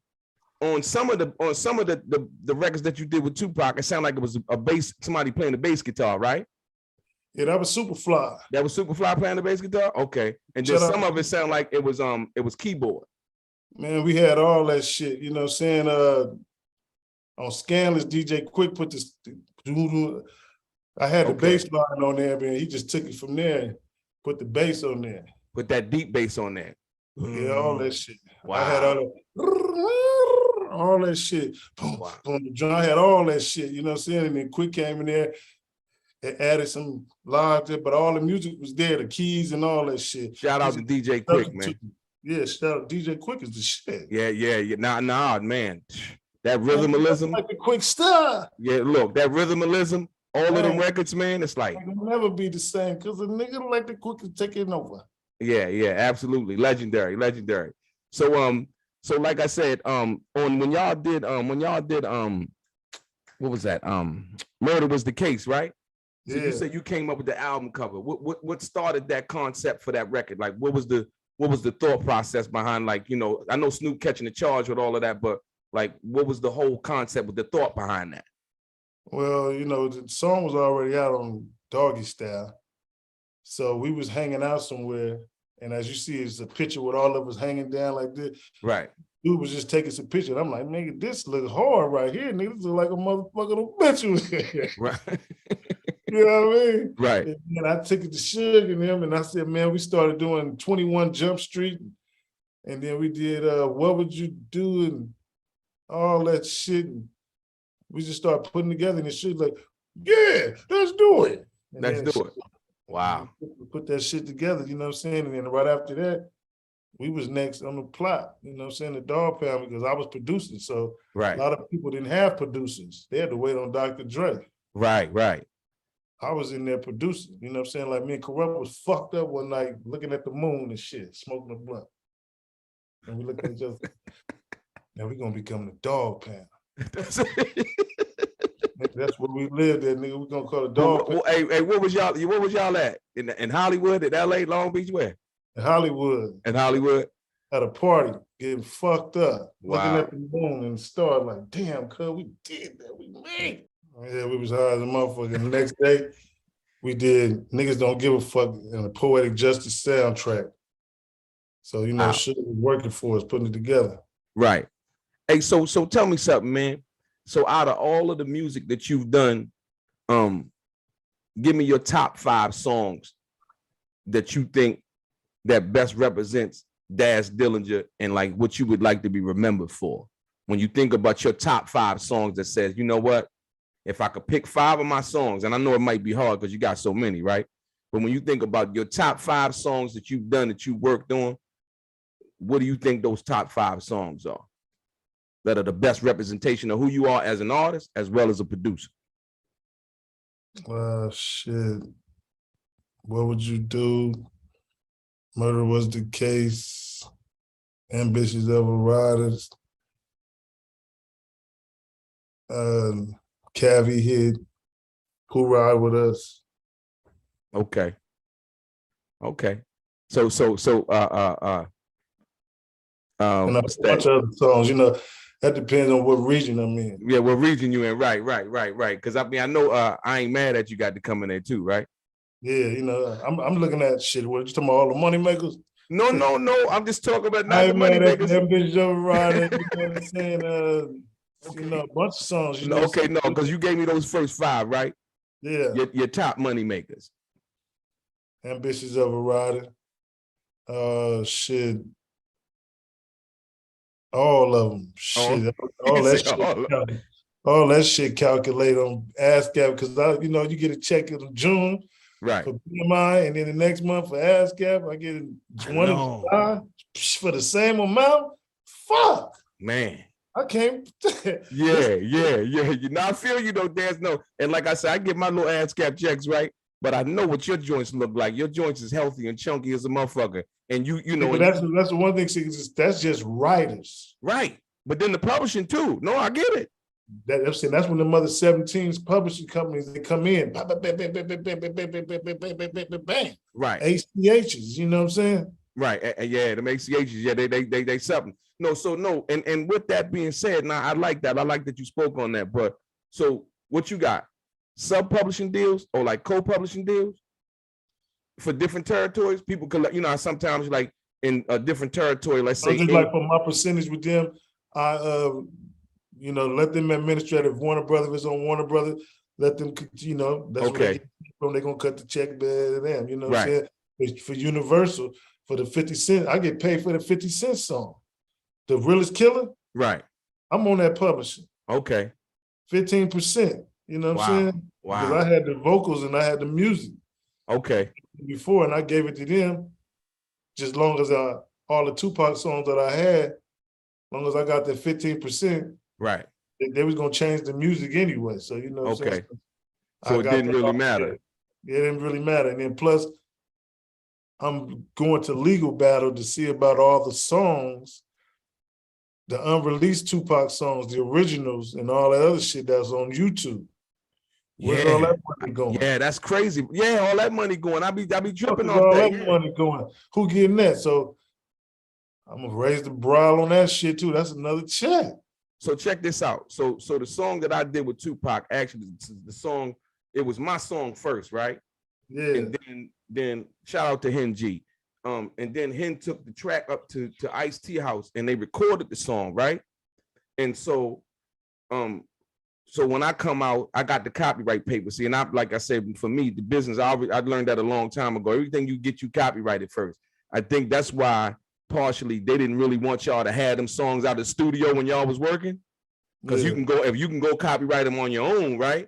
Now you can lay claim and it doesn't really matter who's saying what, right? Like I said before, Alonzo Robinson was over there. So you try to copyright claim, you know what I'm saying? They should intercepting it because he's telling them.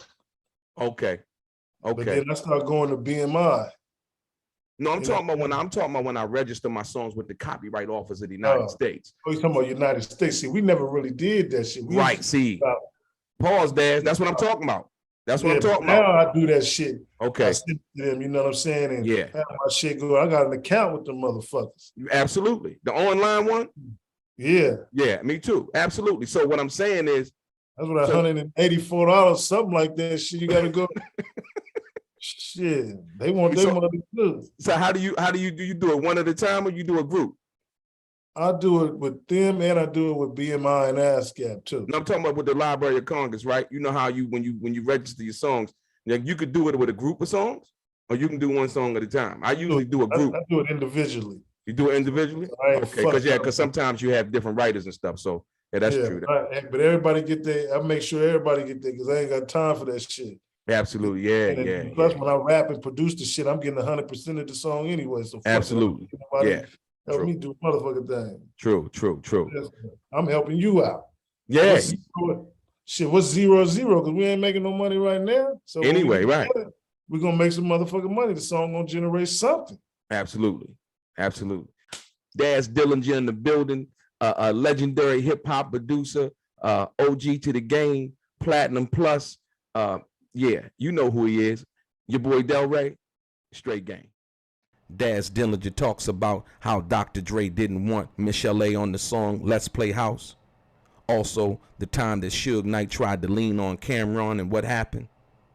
and how Jay-Z was inspired by his rap style in the studio, as well as when he wrote Still DRE for Dr. Dre and Snoop Dogg, Beanie Siegel, and much more. Let's get into some of this straight game. Now, I feel you on that, man. So like you say, you was talking about the Murder Was the Case soundtrack, right? When that came out, what did you feel like? Did you feel like, yo, you know, what was the feeling? Because I mean, you had all of the other records and things like that, but when y'all did The Murder Was the Case, I mean, I felt that. I was like, wow. It was like, and I was on the East Coast. I was back in Maryland at that time, right? I was like, wow, this shit is dope. I don't think you understand, man, the impact. And when y'all did the it's a dog, it's a dog. They played, MTV played that song so much. Yeah. It was like, man. That's with the world famous Dramatics. Yeah, no. Famous. Right, yeah. right. So did you understand? Was that the joint that says, yo, you know what? We made it?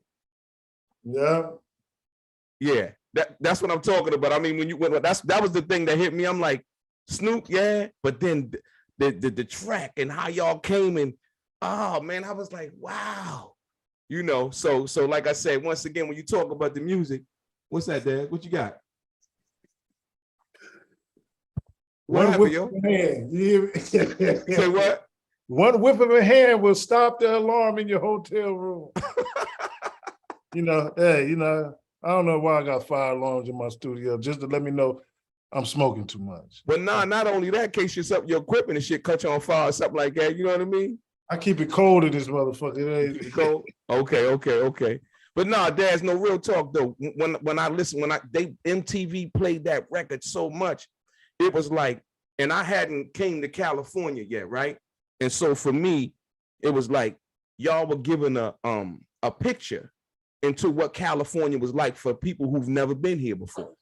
Yeah, that was all Snoop Dogg, man. You know, his vision, man, you know what I'm saying, as far as the old schools and, you know what I'm saying, for the Fred Williams and, you know, the Huggy Bear, all that shit, you know, old school. And then we had Ricky Harris, rest in peace. Yes, indeed. He didn't putting the shit together for us. You know, we grew up with Ricky. So, you know what I'm saying? And bam, it became a classic, you know what I'm saying? And we perform that motherfucker to this day. Yeah. That's a classic record, man. So who produced that? Dr. Dre produced that. Dr. Dre produced that? You ain't help on that? Nah, I was just performing. Just performing on Back in the day, you just lucky to get on a motherfucking song. They'll fire your ass in a minute. Is that right? Get up. What you say when you say they fire you, mean if your shit was whack?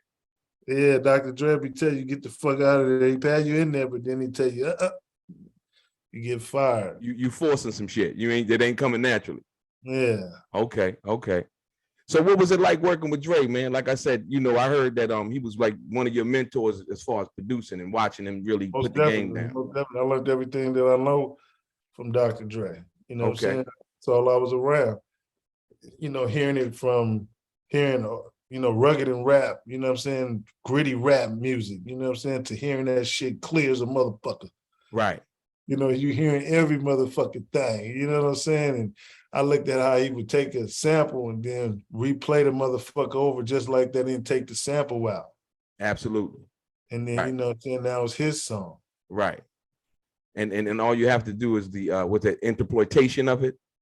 Yeah, all that shit. The interpolation of the record, right? Instead of the samples. Just samples your shit. right. You know what I'm saying? But it was like I say, so did you incorporate that in your production later on down the line though? Yeah, most definitely. Okay. You know what I'm saying? So, okay. You know, I chopped them samples up and so you wouldn't even know it was they sample. That's the same thing, you know. I analyze hip hop, you know what I'm saying? Right. Like, you know, Still Dre. Right. When Jay-Z wrote that song, okay, he was listening to my shit. Okay. He was listening to Serial Killer when he was writing that song for Dr. Dre. Because in that Dr. Dre song, right, keep going to that hook, my hook. Okay. You ain't up on things. Dr. Dre is the name I'm ahead of my game. Mine go, if you ain't up on things, Snoop Dogg is the name, Dog Pound's the game. Right. He was listening to that verse. Absolutely. because he implicated some of my shit in that verse, and that shit popped up 3 or 4 times. And I need my publishing for that guy. Shout out to Hov, man. Hey, Dad, when you say you need your publishing, no, you know what though? But I think I'm being real and real. He was listening. No, real talk. But check this out. What I think most importantly though is because Jay-Z loved my shit. Right. Because like I said, you guys was the guys that was like in the street, and like I said, you being dope producer and the whole 9 yards. I think he needed a blueprint to cut from. Look, I had the time of my life, right? I get a call from John, from EMI. Okay. And he tell us, Jay-Z want to get you and Corrupt on a song. Okay. So we fly to New York, right? And we just say, fuck it, we're going to go to a club. We happen just to go to the club and hang in there and just turn around and look, and it was that nigga Jay-Z right there, like, nigga, is y'all niggas ready? Wow. Nigga, we went in that motherfucker and knocked that motherfucker down. That's why Jay-Z was in there rapping my shit. Psycho, like no other motherfucker gonna right your head, all that shit. He was loving that style. Wow. Yeah. You know what I'm saying? I was giving it to him in that booth, boy. I was putting all the little shit that I be doing on the mic. You be doing right. All that shit. Them niggas was like, damn. And then I know after that shit, I came out there, I was doing motherfucking Benny Siegel shit. I came back and did Cameron shit when I came back in there and redid the whole beat. Okay. Vicious of a Rider. But then there was so much shit going on with Suge and shit, they had somebody else put their name on it. Okay. As producer. But I laid everything down. Only thing he did was just lay some high shit, but so what you mean when you say some shit was going on with Suge? So you laid it, so it was the Ambitions of a Rider beat, right? Yeah. And they gave the credit to somebody else because Suge was tripping on you. He would have tripped on you. No, he was tripping on them, trying to get money out. And that's why when you hear that interview with Cameron, he said, you owe me some money. Suge never told like, you owe me some money. Okay, got you. Yeah, I heard that one. You wasn't getting no money from that shit. It was going to me. Right. Because, I mean, that's your shit. Yeah. Basically, yeah. He was trying to stop the shit, you know what I'm saying? That's what Suge do. Okay. Yeah, so I got a question on the Let's Play House, right? Yeah. Now, me personally, though, I like Michelle on Let's Play House. I ain't gonna lie. I put her on the song. I like her on there. I was like, okay, and like I said, when that joint came out, it was like, that was banging. That was the only song that she was gonna be out on, and I put her on that song. Oh, is that right? I was a fan of Michelle Lake. Right. You know what I'm saying? So I put her on that song, and Dr. Dre didn't want to put her on that song, but Suge, like, Right. So her and Suge was dealing with each other at that time. Hey man, there was a lot of shit going on, man. Shout out to Michelle Lake. Yeah, Michelle Lake. Yeah, like she's a legend in the game. Like I said, Ruthless Records though. But so at that particular time, I just heard recently they try to go at once again. They come and they ask questions about you in regards to the relationship between Michelle Lake, Suge, and Dr. Dre, right? Failing to realize they both got a baby by her, right? You know how people talk, right? So what was, like I said, and people always ask you, yo, Daz, what you think messed up Death Row? But not what messed up Death Row, but what do you think was the ultimate catalyst that destroyed that environment that y'all had so magically going on at that particular time? I know when Tupac died, that was one thing, but after that, after Tupac died, what was the thing that you think that was the catalyst that destroyed Death Row? The money, the power, the respect, just the money. The money. Suge was worth like $600 million. He wasn't paying no royalties. Right. So he was going to get, like you said, he went to go get that check from Warner Brothers because he had Tupac on there. Tupac was signed over there to Warner Brothers. Right. Absolutely. Right. Motherfucking money. Okay. And all the other shit. So, I think it was the money. Daz Dillinger in the building, a legendary hip hop producer, OG to the game, Platinum Plus. Yeah, you know who he is. Your boy DELRAY. Straight game. Daz Dillinger talks about how Afeni Shakur sued him for $100 million over the songs on the Machiavelli and Dillinger album. Also, we talked about how Suge Knight was never given the opportunity to cut royalties, and was that Interscope's power play to never let him do so. Also, we talked about Harry O, Warren G, Jay-Z, and a few other things that I think you might want to hear. Let's get back into some more of this straight game. So had you ever seen, do you think, because see, a lot of people don't know nothing about this, right? I think personally, and usually how the big boys do business, right? Look, you got your imprint, Death Row, but when it comes to, and even right now, as you see a lot of labels, they might got a distribution deal. What they do is the big boys cut the checks. Like my checks, my royalty checks for the records right here, right? I get one from Aftermath, and then I get one from Death Row, Amaru, right? Aftermath, Interscope, and Death Row, Amaru, right? And so do you think that in the process of what Suge deal was, or his relationship with Interscope was, that they agreed just from the inception, because that's what it seemed like to me, that they would always do the, what's the name? They would always cut the royalty checks. They would always count the record sale. I don't think that they could rely on Suge to be able to do that. I think now they cutting the records, but it was coming from Koch at first. No, I'm talking about in the beginning. Oh, in the beginning? In the beginning, like when they first, They was cutting the motherfucking check. That's what I'm saying. No, I'm not talking about that. I'm talking about the royalty side, Dad. Just the royalty. What I'm saying, the royalty side, they was cutting the check to everybody, but the Death Row too. Okay, right. That's what I'm saying. So yeah, that's what I thought. I was like, yo, Jimmy Iovine was like, Warner Brothers was like, you know what? Yeah, you can run it, but we'll cut the royalty checks. We'll count, because I put up on one of my videos the actual royalty statement that Death Row supposedly had submitted the information to Interscope, and then they cut the checks and did all of the itemizing as far as the accounting was concerned. So that's the reason why I said that. Yeah. So do you think that was what they agreed to at first? Yeah, I think so too. I thought the same thing. Remember, Interscope was paying everybody. Remember, everything is separate. Absolutely. Right. Yeah. That's what I thought. I was like, yo. And so so for your music right now, everything that you own and control, right? Do you feel like you've accomplished every goal that you wanted to do in the music business as far as your music, and are you satisfied? I'm most definitely satisfied, because my mother was in the music business. You know what I'm saying? My mother wrote lots of songs for Bobby Blue Bland, To Be Friends. If you listen to that song, To Be Friends, by Bobby Blue Bland, my mother wrote that song. Okay. Songs for James Cleveland. So, you know, I got all these songs that she did in the 70s. Wow. For Stax Records and all that shit. That's under my catalog now, because was that right? Wow. I got my mama's estate, you know what I'm saying? I'm the only child. Okay. All them songs comes over here to me. I got a question. Have you ever tried to sample any of those songs? Yeah. You did? Yeah. On anything that you put out? On my new stuff that me and Capone did, yeah. Oh, is that right? Okay.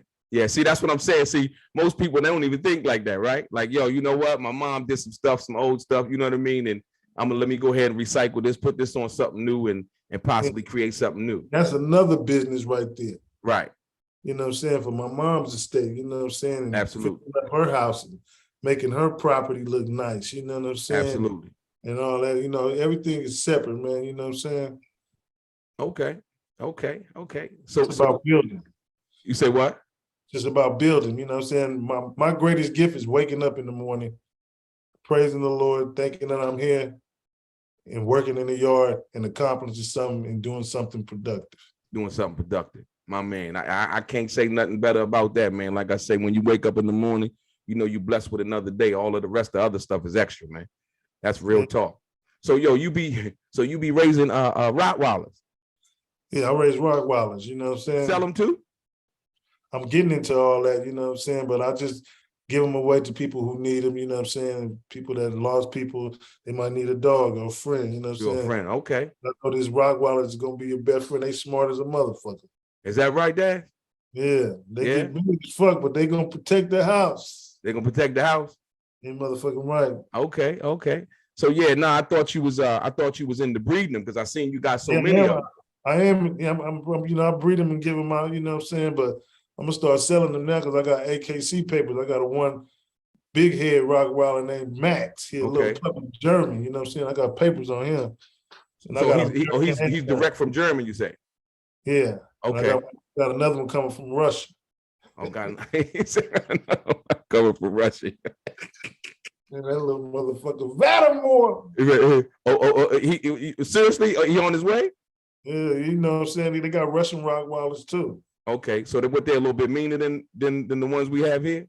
They got, you know, if you look at Rottweilers, some got a big head, some got a little head, and some got a droopy head, you know what I'm saying? Right. Just having multiple dogs. There's multiple dogs. Okay. Nah.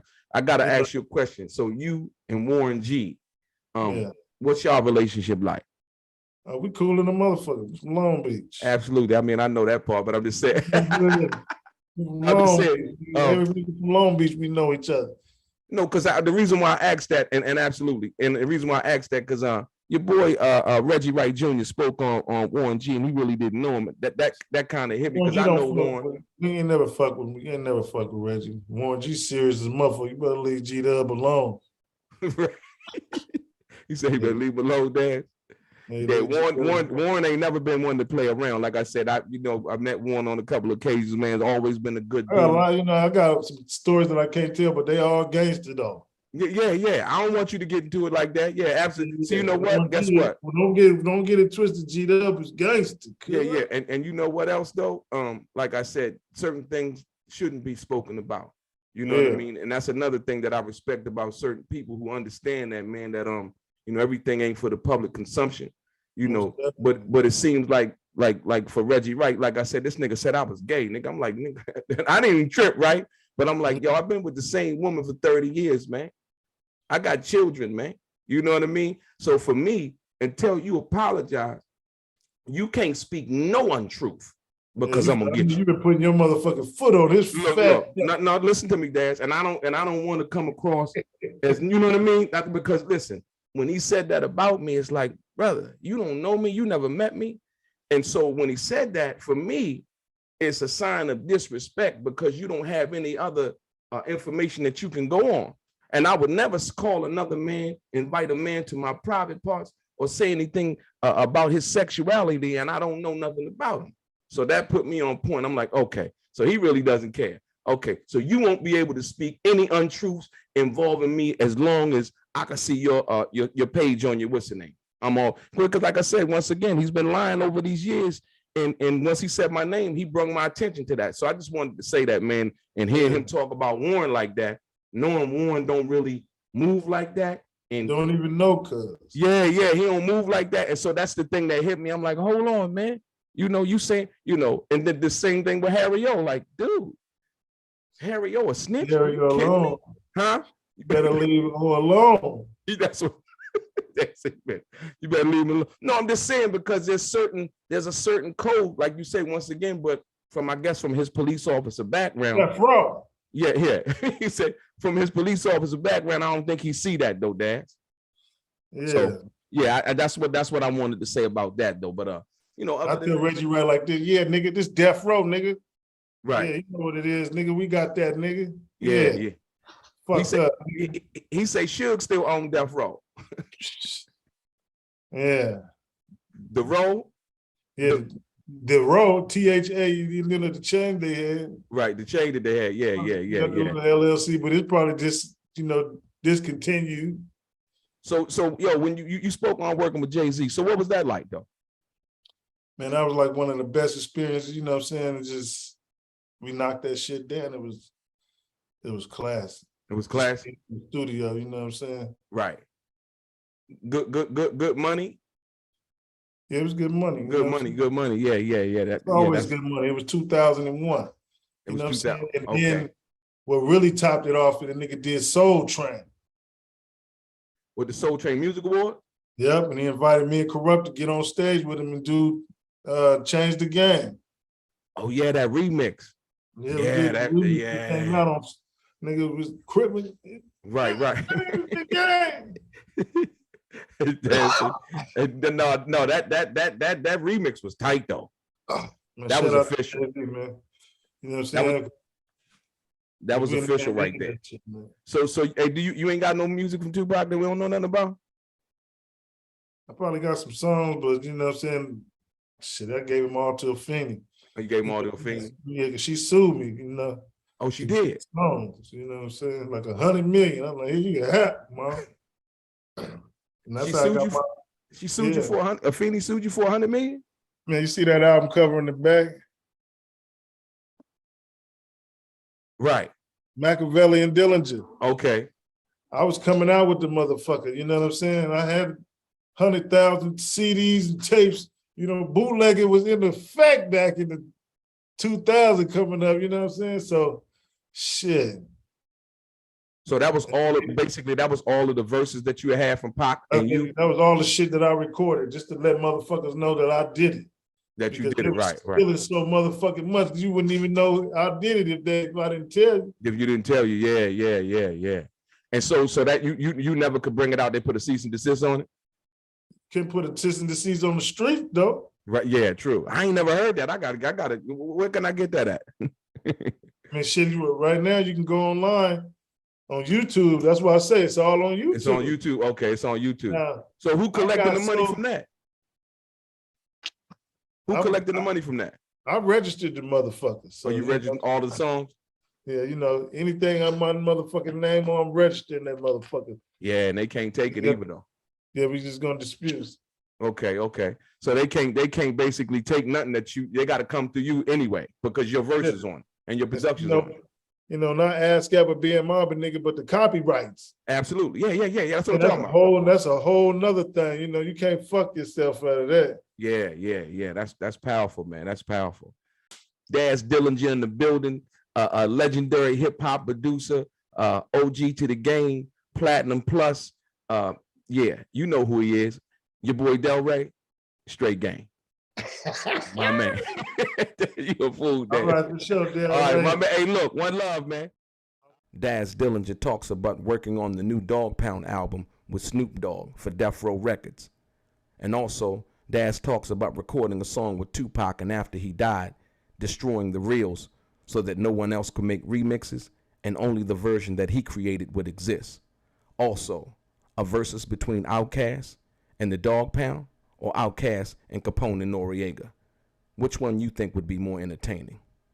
Let's get into some more of this straight game. Yeah. That. So you said the next album is titled what? DP. DP. When can we expect that? We working on that right now with Snoop. Oh, with Snoop. Okay. Records. So it's gonna be a Dogg Pound album. Yeah, it's gonna be a Dogg Pound now. Dogg Pound now. Okay. All right. Okay. I can't wait to hear that, man. That should be something spectacular, man. Shit. I got smart, right? Right. So when I was, you know, all this Tupac shit was going on, they was trying to steal the songs and shit. So that song, Only for the Money. Okay. That song right there. So see, yeah, that shit. Hey, that shit. Hey, no, that shit banging. And how I manipulated the game, right? Right. This song is it's only on YouTube. It's not even coming out. But the fact is, though, I mixed the song and destroyed the reels. So can't nobody else do nothing else with it. You motherfucking right, nigga. You're gonna have to live with this. With my shit. That's your shit. No, yeah. That's smart though. That's smart. Like you said. So you don't have no copy of the vocals? None whatsoever. Motherfucker can't mix it. Now they got this new shit where they just take all the music off. Take the music off. Yeah, I was like, yo. I'm like, where the fuck is that program? Right. Yeah, I man. You know, because that's them boys, man. They working behind the scenes, man, because they like, you know what? You know, we want to be able to do this. You said what?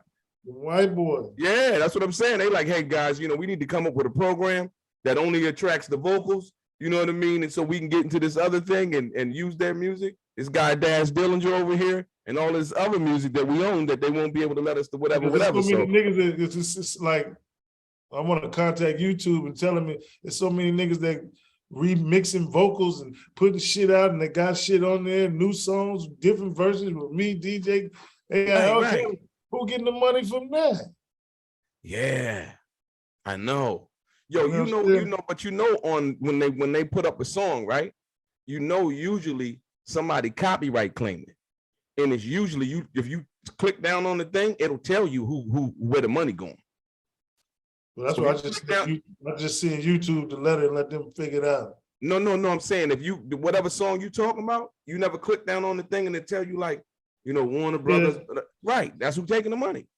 Yeah, I mean, I got hit like that too. You know what I'm saying? I had to clear some shit. You know what I'm saying? Motherfucker hit me like that. But, with the copyright claim, all that shit. But then I had paperwork, and then they put it back up. You know what I'm saying? Yeah. I got hit like that for my song, like because I had the original, and then we did like a remix of it. So I put it up on one of the videos that I did. I'm finna exercise my power. Yeah.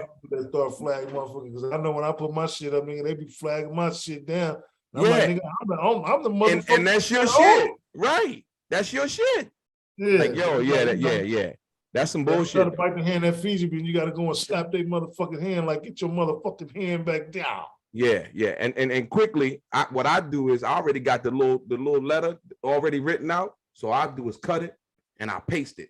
All the copyright numbers, all of that. Like, dude, I don't know what y'all doing, but you better stop doing it right now. They released that copyright thing so fast and let it just slide through now. And I'm like, okay, now we talking. Because I don't play that. And then you got to whisper in their ear and say, one wish.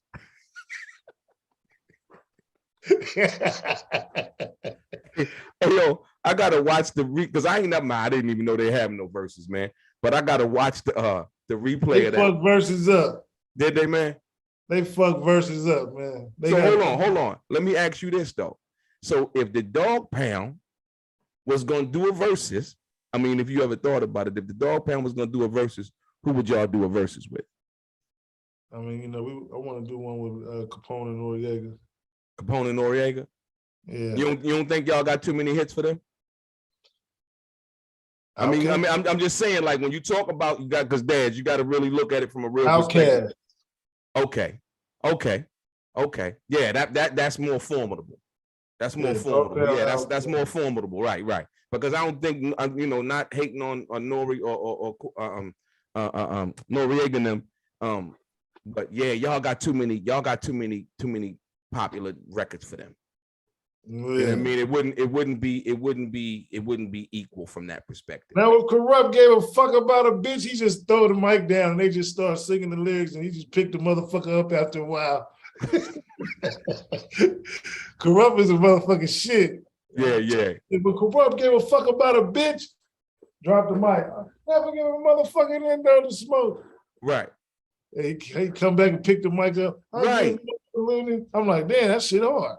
Yeah, right. I mean, I look like a fan too, like, damn. Because you know what? At the end of the day, when you talk about that music, right? When you deal with the facts behind that, y'all got, I mean, and is it like what they saying, okay, it only has to be from your record, you know what I mean? Or the records that you on, because I mean, the hardest one I think so far was Big Daddy Kane and KRS-One. Yeah. That was like when we do shows, we open up for a lot of people. Right. Because we didn't open up, we get the motherfucker started. Get you started, right. Ice Cube and all, you know what I'm saying? They like, yeah, we gonna get the motherfucker started. We gonna have it up here. So whoever coming on, that's why he be when we do shows with Quick, as soon as we get off, Quick right there waiting. Okay. We got that motherfucker up, and then when he come out, catch the wave. Right. Yeah. Shit, DJ Quick go out there and catch the motherfucking Weezy. But you know what? I don't think a lot of people even really understand what you're saying, because like I said, once you do a show and you get them up here, if you got them up here, dude, don't be no one of them you can't follow up, because then they start hating now. You're like, we want to go on before them. Yeah, we did that before. Is that right? Man, I think we had a show with Mobb Deep. Right. Like, we gonna close. So we went out there and bam! Right. Next day they said, we want y'all to close. See? And I mean, because it all depends on how you looking at it, right? To make your job easier. Shout out to Mobb Deep. Yeah. Shout out to Mobb Deep. We got Havoc on a new album too. Oh, is that right? The one, the DP? Yeah, we got Havoc, we got Conway, we got Noriega, we got Corrupt. Man, shit, this album, C&D, Capone and Dillinger. Oh, the Capone and Dillinger album. Okay. Yeah, this motherfucker hardcore, baby. Hip hop. All the production by you? Me and Merk, DJ Merk. DJ Merk. Okay. Merk, yeah. Yeah, I can't wait to hear it, man. Like I said, you know, I'm still looking for that authentic stuff, man. I can't even really listen to the new stuff because they ain't really saying much. I mean, to be perfectly honest, it ain't really about nothing, man. I'm like, dude, what does that mean? yeah, I don't know what that means, right? And so, like I said, once again, when y'all came into the game and y'all opened up the West Coast and did the things that y'all were doing with Dr. Dre, Snoop, and y'all came through, it was just a whole new wave because a lot of people back then was trying to copy y'all production. And that was one of the yeah. But I embraced the young homies, you know what I'm saying? No, it's not about embracing. It's the same thing in them saying, well, you know, they old school. Okay, cool. Well, if you can have your opinion and I can have my opinion too, y'all not as substantive in, like I say, even from the gangster rap, y'all talking about what y'all lived through, the culture and everything that y'all grew up with. That's substantive, that's relevant. So, but now it's like, you know, you can get Rico. Yeah. Not only can you get Rico, but it's like you would think that when they saying something, it's like, okay, cool. But Young Thug, different. Young Thug, I liked his thing. I like what he was saying. But I'm just saying, like, it's like anybody can now grab a microphone who got a Pro Tools set and come out with an album, and they like, did you hear that? And it's like, and I'm like, okay, I couldn't grab it. I'm sorry. You know, Daz, listen to me, Daz. Listen to Scandalous. Listen to your record. And then you go and you take that with the bass line, the drums, the hook, the chorus, the structure, right? That's a song. That's what a song is made of, right? But now it's like, so what's the hook? I'ma get it because he got it. Okay. You gonna get it because he got it. And I'm just saying from that perspective, right? You know, it's like, yeah, that's the thing that I have a problem with. Enough everything else, you know, people could do what they want. It's not hating. It's just, you know, when you do art and you create art, you know, everybody has an objective opinion. And that's the whole thing about being an artist. Because you look at like Basquiat, you look at paintings, right? Basquiat versus Andy Warhol versus whoever. Everybody was different. Some people say Basquiat, man, that looked like scribble scrabble. Nah, that's art. And some people appreciate that.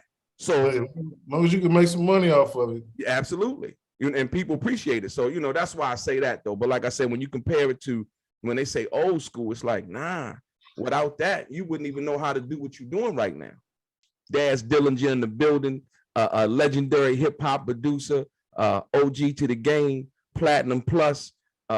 Yeah, you know who he is. Your boy DELRAY, straight game. Daz Dillinger talks about Keefe D and never meeting him and never being in his presence, despite what Keefe D has said in prior interviews. Also, Daz Dillinger talks about Reggie Wright Jr. and how he beat interstate drug trafficking and money laundering charges, something that usually would land somebody in jail for 20 years. And we got a little bit more. Let's get into some of the straight game. Keefe D, I don't even know Keefe D. I ain't never been in the vicinity around Keefe D. I got a nigga named Big A, my homeboy. He from Compton. Right. And I keep him with me, so I don't even speak, you know what I'm saying? So they just yeah. They could have doodled me and man, I don't even be around like that. Yeah. Some other nigga probably saying he was Daz, fucked you out or something. Reggie, right? You know, if you ever did something with him, I don't know these niggas that they done did shit, you know, and they already done told on you. When he went from jail for selling weed, he already told on everybody. Shit. So hold on. That's the question I got to ask you. So Reggie Wright gets locked up in a conspiracy, if you will, and for selling marijuana and money laundering. What did he do? 6 months? I thought he did a day and a day. Yeah. I know. The reason why I asked that is because they shipped him in and shipped him out to another little part. Yeah, you know, he went to a camp. He went straight to a camp. I mean, usually when you got a money laundering charge, that's heavy, especially dealing with the feds. So, and I always say, like, you know, that paperwork that you sign with them ain't got to be in part of your paperwork that's in court. You know, so yeah, what you think about that, man? My gangsterism is so good, I could just sense some bullshit. Yeah. You know what I mean? Just the way motherfuckers talk, move. I see my homeboys, we got a little thing, they call it that nigga dazzed me. That he dazzed me. Yeah, I dazzed them niggas in the minute. Look, they're looking that way, nigga. I'm out of here, nigga. Fuck that shit. Yeah. That third eye, man. That third eye. You see some bullshit, like, nigga, I can spot some bullshit. I ain't even finna get caught up in this type of shit. Yeah. Like with bitches and all that shit, you can just look at your old spot and be like, oh, nah, you know, you just think of old, like, motherfuckers. Bitch, everybody going crazy around this motherfucker.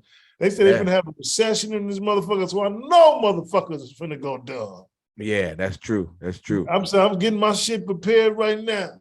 But you know what? I don't think it's gonna be what people think it's gonna be. A lot of times what they do is all they gotta do is shut the stores down. Niggas finna go crazy. No. They look, that's what they ain't gonna do. Shut Walmart down. If we went through COVID, right, the prices go up. But if we went through COVID and we survived that, right, a recession ain't nothing. When you think about the bigger picture, because the pandemic was global, right? Yeah. Me personally, I trade stocks every day. So I understand and I watch the market. A lot of that shit, they create fear. So, you know, if you get people scared, then you can control them. That's the same way like with the gas shit. That shit going up so motherfucking high because they lost so much money in the pandemic. Absolutely. Ain't got nothing to do with no motherfucking recession. They want their motherfucking money back. Yeah, don't they? That $2,500 they gave out? Yeah, they want that back plus interest. And all that shit. You know Yeah. Go to the court. See, like down south, you can go to the court building, right? And they auctioning off niggas shit because they couldn't pay their taxes. Them tax lien. My partner in the Nation of Islam with them tax lien moves. He in Baltimore, right? There, nigga, I just bought 22 acres, nigga, for $11,000. Is that right? Paid for already, nigga. So that's in Georgia. That's in Georgia, Mississippi, Arkansas, all over this motherfucker. Wow. Yeah, no, them tax lien properties. I know about that. My partner, like I say, he with the Nation of Islam. He be doing the same thing in Baltimore, buying them row houses. Yeah, all that, but out here they got land though. Oh, they got land. Oh, so you just buying up straight plots of land. I'm just buying up the land with houses on them and all that shit. You know what I'm saying? Okay. So you gonna build on it or you just gonna hold it? Shit, I'm putting like, you know, tough shit, homes and stuff like that. Tough shit, okay. Really, I'm just building shit for my motherfucking self, really. Right. Duck off spots and shit like that. You know what I'm saying? I don't need to be, you know what I'm saying? And then I can get my kids, and I got like 100 acres, you know what I'm saying? So I just build my kids some houses like 20 miles away from each other. They won't know where the fuck it is, but I got older kids and I got younger kids. So what's your youngest? So my oldest is 3. Your youngest is 30? You say your oldest is 30? No, my youngest is 3. Your youngest is 3? So you just had a baby not too long ago. Yeah, so my oldest is like 30 years old. Wow. My oldest is 25. My youngest is 9. Yeah. When they get older, they get a motherfucking handful of them. Yeah. You gotta. I'm trying to do it right, man. Like I said, more importantly, when you think about life, man, you know. I got California kids. They don't want to move to the country. Yeah, they spoil, huh? I tell them, hey, pay your own rent, then. You said pay your own rent. You ain't got nothing coming. I ain't paying shit down here. Daddy living good, motherfucker. Yeah, like you say, but like I said, so they come to visit you though? Yeah, they come to visit. They come to visit. Okay. Well, yeah, I mean, because like I said, you know, California, because they got their own bills and shit. But you know, they be like, I'm gonna come back down, pa, because they let me see shit. Throw the ball. I'm on my own football field. Yeah, right. But look, you know, that's to be perfectly honest. My family owned property like that, like in Southern Maryland, right? And it's just different because when you think about Maryland, you think about the slaves, and that's where they came in at, right? Yeah. And so when you think about that, I'm like, man, you walk outside, that fresh air, that fresh air. Yeah. What you got, Daz? What you got?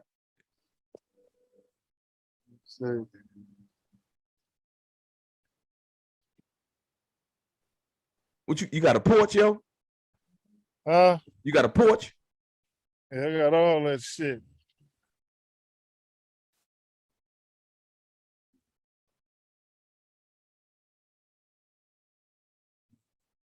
Yeah, that's nice, man. It's like, yo, I And got so, the you know, whole. I come in the house, you know what I'm saying, like this. I'm building this room right here. What's that gonna be? Your pool table or something? Podcast, me and my uncle. Me and Okay, Snoop. okay. Me and Snoop Daddy. Oh, you and Snoop gonna have a podcast? Yeah, but all you know, I got my other cousin here, Colonel in the military. We just talk about real life shit. Real life shit. Yeah, You know what I'm saying? yeah. 'Cause they from the military, and they, you know, we talk about passive income. We talk about building houses. We talk about what's going on in this motherfucking, you know, like real shit. It's called, Yeah, that's you know, what's up. the name of our podcast is called D Students. D students? Yeah, we D Students. Right. But y'all kicking real game though. Yeah, you know what I'm saying? Just right. You know, D Students, I do my work, you know what I'm saying? I'm gonna get it, you know, I pass. Absolutely. Absolutely. No, that's real though. That's real. But no, because like I said, if you buying property, like I said, you accumulate property and you building things like that. Like I said, a lot of people don't really know. This whole room. I built this whole room in here. Right, that's what I'm saying. But everybody don't know how to do that though. Yeah, drywall. Right. Put my own floors in. Right. Made my own booth. You put your so that's the soundproof. Yeah. Yeah, that's nice. That's fiberglass right there. That's fiberglass. Okay. You know what I'm saying? So you got the foam in there too? Nope, I got them in the walls. You got them in the wall. Okay, you got them in the walls. Make it. All this shit is soundproof. I got it. You know what I'm saying? Okay. That's what's up, man. Then I'm building me another studio that but I got another piece of property that I got over there, which I'm gonna build me like a little. I got a 2-story, it's a 3-story with a basement. Okay. The basement is a motherfucking performance club down there. So when I open up the door too, it go out to the basketball court and all the other shit. Okay. 2 tough sheds right here, and then I got another tough shed right here. The 2-story tough sheds. Okay. 900 square feet apiece. They 2-story. I got 3 of them outside. And I got a 4,000 square foot center block building, 3 stories up. Wow. The floor is just like a ballroom. Okay. Then the upstairs got 4 bathrooms with 4 rooms. And then I got the downstairs is a motherfucking club with the performance and the LED screens and all that shit. I just rent the motherfucker out. I call it my event center. You know, motherfucker want to come down here and rent the shit out, or you can live in this motherfucker. Right. That shit. You know what I'm saying? Airbnb that motherfucker out. And then I got 3.5 acres, which I'm finna buy $14,000 a piece. You get 2-story tough sheds. Okay. So they 14,000, like 15 to 20,000. You can really fix the motherfucker up with the drywalls. Okay, and make it look like something. Yeah, it's like a 1-bedroom, downstairs, kitchen, sink, living room, all that good shit, washer and dryer, bathroom. Upstairs, 1 bedroom or 2 bedroom. 2 beds. You know what I'm saying? So is that what it's called? The 2-story, like you can go on Google and be like 2-story stuff. 2-story tough shit. They sell at Home Depot $14,000 a piece. Oh, is that right? Okay, yeah. Let me. My homeboy got one, nigga. That shit plussed out, nigga. You never go in the house. We just be in the back blown. It's blown. Just like this, right? Just like this. With 2 rooms like this, upstairs and downstairs, 14,000. Wow. And you can have all of the amenities, like the plumbing and all of that in there. Septic tank, all like a motherfucker. Wow. Yeah, see, that's something I didn't know right there. I ain't know nothing about that. Okay.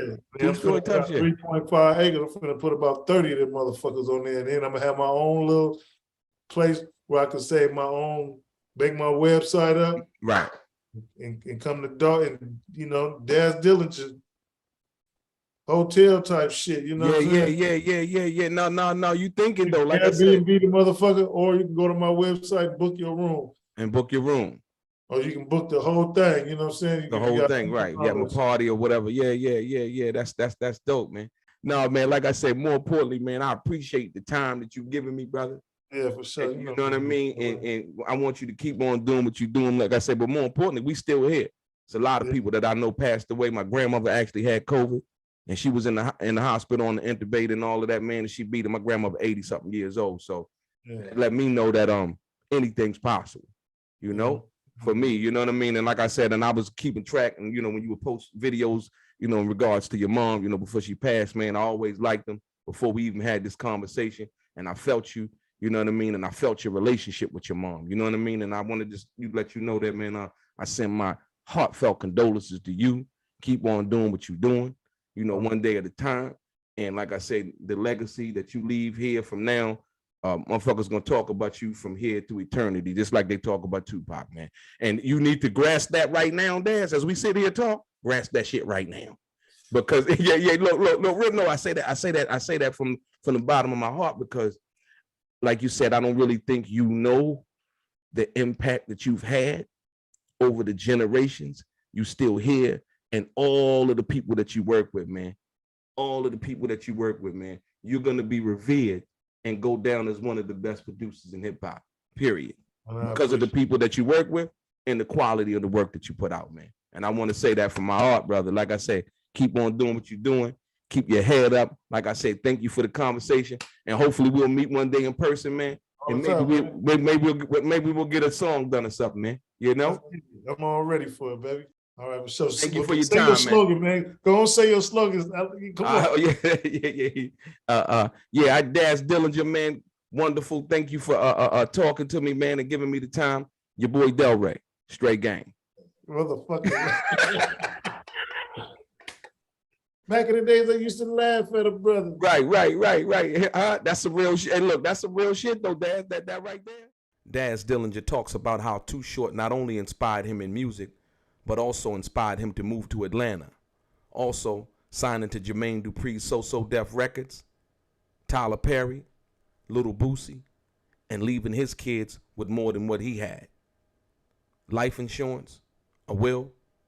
Yeah, let's get into some more of this straight game. See, I ain't know nothing about that. Tyler Perry out here, man, that nigga got a spot. What, you mean the house? That nigga Tyler Perry shit off the chain. Or you mean the studio or his house? The house. Okay, yeah, I seen it online. Yeah. Tyler Perry did his thing, man. And like I said, but more importantly, you doing your thing, man. And like I said, with a lot of people. Real estate, man. One thing about life, motherfuckers gotta eat and have places to live. Absolutely. That's the first thing going. Ain't no life without a place to live. You can live on the street, but a motherfucker don't want to live like that. Yeah. And then, like I said, what made you want to, like, yo, when you thought about leaving California, what made you want to go to Georgia? Too Short. Okay. Yeah, because Short left him. Yeah, he left Oakland and he went to Atlanta. So I was fucking with the Goody Mob, but then when I really started fucking with Too Short put me on that. I love getting my dick sucked. I love that opened my eyes up, like, man, I can get some money out here. You know what I'm saying? Right, and then I put that Too Short. He had 2 lots and he built a fucking big ass house. And we just kicked it in the basement. The basement was like a motherfucking home. Wow. He never even went upstairs. His mother was living there. You know what I'm saying? Him and his brother. Okay. Shit, they spent like $400,000, built him a motherfucking house on 2 lots. That motherfucker was huge. Yeah. And Rob was down here too with Natina. And then I really came out here when I signed with Jermaine Dupri. Okay. And so that was 20-something years ago. Right. So you've been down and dirty ever since. Yeah, we still friends, but I'll be back in California, California home, I got kids. Yeah. Property and shit. I bounced from here because my dad lived in Miami, so I still got property in Miami. Right. Miami Garden Drive. Shout out to my stepbrothers and all that, you know what I'm saying? Still moving down there, Mississippi. Right. Texas. No. The reason why I asked that is the reason why I asked about the move is because, like, California is California, but you have been here for so long, like you say, your kids, they don't want to leave California. Do you want to enjoy life? Right. Do you want a big ass house? Right. Yeah, you go to Atlanta. You're going to get robbed out here in California. Yeah, that's true. They want you for 30 motherfucking years. Don't they? You got 30 years. All the money you put in this motherfucker, you fall out dead today, your people's got to qualify. Yeah, absolutely. You fall out here, just didn't hand it over to you. It's in the deed. Yeah, yes, sir. Yeah, that's true, though. You see the way I live out here in my big ass house? I only pay $1,800 a year to live in this big ass motherfucking house. Wow. With all this motherfucking land. And on my other place over there, I'm only paying $700 a year for that. Other over here, I'm paying for my mother's house out there, $300 a year for that house. Wow. Wow. Property tax. Yeah, no, I feel you. I feel you on that, man. Like I said, you doing your thing, man. That's why I tell a nigga, you say you own a house, show me the deed. Nigga, don't say no mortgage. Yeah. You gotta qualify. Yeah, absolutely. And yeah. so if you start paying that rent today, they're gonna kick your ass up out of there quick. Yeah, and put that motherfucker on the auction block. I still pay rent to myself. I put $1,000 up every month just to have it put up in case I want to go blacktop the thing, build me a motherfucking deck, build me a motherfucking tree house, right, build right. me another building in the back. You see how Boosie went out there, that nigga just building like a yeah, mother. Yeah, in his house. Yeah, I seen that. He got a little amusement park in back of that motherfucker. Hell yeah, you can build anything when you got the land. Yeah, that's true. Because remember, they don't make no more land. They don't make no more land. Especially you right in California, about that. ain't no more land in California. None. Unless you want to live out in the desert. Yeah, in the country, shit is land all around this motherfucker. I love trees. Right, right. That fresh air and all of that shit. A motherfucker can make $1 million out here just cutting trees. Is that right? Hell yeah. Wow. You know, cut some trees, nigga, they $1,000 a tree get cut. Everybody want trees cut out here. They land work. In California, ain't no land. Ain't no land. Yeah, that's in true. The motherfucking yard. They trying to plant trees out this motherfucker to make it look like something. Man, ain't nothing but concrete out that motherfucking desert. Yeah, concrete desert. You right about that. Yeah, yeah. So like I say, I appreciate that game, man. Oh, yeah, because I've never, you know, the tough shed thing. When I first came to California, my partner lived down in Atlanta, right? And he had a house. That motherfucker was like $67,000, right? At that particular time. I'm like, man, $67,000. This motherfucker big. I'm like, and this was what? When I moved down here, shit. This was, yeah, it was like 90. It was like 90. This was like 95. They're like 95. It was like 95. Freak me. Yeah, it was like 95. I'm like, he was like, man, I'm like, this your house? He was like, yeah, man, this motherfucker, man, this house only 67,000. You got a basement, 4 bedrooms and all this shit. I'm like, God damn. Now that motherfucker worth about 270, 300. Yeah, huh? It's about worth 300 something thousand now. Yeah, absolutely. That's what I'm saying. That appreciation, man. My thing is, you know, trying to set something up for my kids so that when we time for you to check out this motherfucker, you got to trust, you got a motherfucking, life insurance, and you got all the things that you need to be able to take care of your family, and hopefully they'll do a little bit better than you did. That's all it is. Because if that's not a motherfucker's goal, I don't even want to be around them. But the kids now, they don't give a fuck about that. No. Hold on. You know what, Daz? They do if you teach them. They do if you teach them, but when it comes to, I'm talking about like, now that's how I see it. I bought a lot of property like that. Right. From heirs. Absolutely. From people in your family. I ain't looking for this part. I'm looking for heirs. Right. Because these grandkids is not finna spend the last of their dollar to save this property. Yeah, that's true. They're not.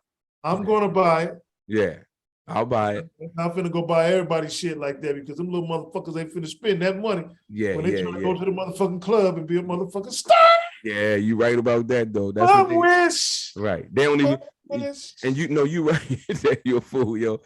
No, Dad, you exactly right, because the young motherfuckers, when they inherit something, they like, they looking at when the next piece gonna come in. Yeah. I done sold everything around this motherfucker. But see, that's the cold part about the game is when you do an irrevocable trust, right? You can set that shit up where they can't sell it. Yeah, I model my shit like when I seen it on your page. Right. With the Feeny shit. Yeah. She said all her bills get paid first. Right. And that's what I'm talking about. When you set up like a trust to own a trust to hold another trust, right? And so therefore it makes it impossible for them to sell your property once you're gone. So if you don't want to live here, your income and your money gonna continue to pay for those properties until, you know what, Daddy set up us a house, and right here, well, you can't sell it. Either you want to live here or you don't want to live here. That's the way you do it. Yeah. You know what I mean? That's why I say, so you get something irrevocable, where your little motherfucking ass can be like, you know what? Well, I always tell the kids like this: whoever the last one with me there, get it all. Right, there you go. So if you at the McDonald's and shit, and you tell me I'm coming and you ain't there, And whoever there last, they get it all. They get it. You said they get it all there. You got a will, man? Yeah. Okay. I understand. I got that in there too. Shit. Okay. Yeah, he said you got it there. The last one with me get it all. The stipulations going on. The stipulations. That's what's up. I'm gonna need some motherfucking water. You say what? I'm gonna need some water. That's why I'm making sure all my shit is put together like I want it. You know what I'm saying? Right. Get older, you don't want a 2-story house. Yeah, because you don't want to go upstairs. All that type of shit. All my shit is floors. You know what I'm saying? Right. Daz Dillinger in the building, a legendary hip hop producer, OG to the game, Platinum Plus. Yeah, you know who he is. Your boy DELRAY, straight game. My man. You a fool, Dad. All right, for sure, DELRAY. All right, my man. Hey, look, one love, man. All right, holla back. Preach. Yes, sir. One love.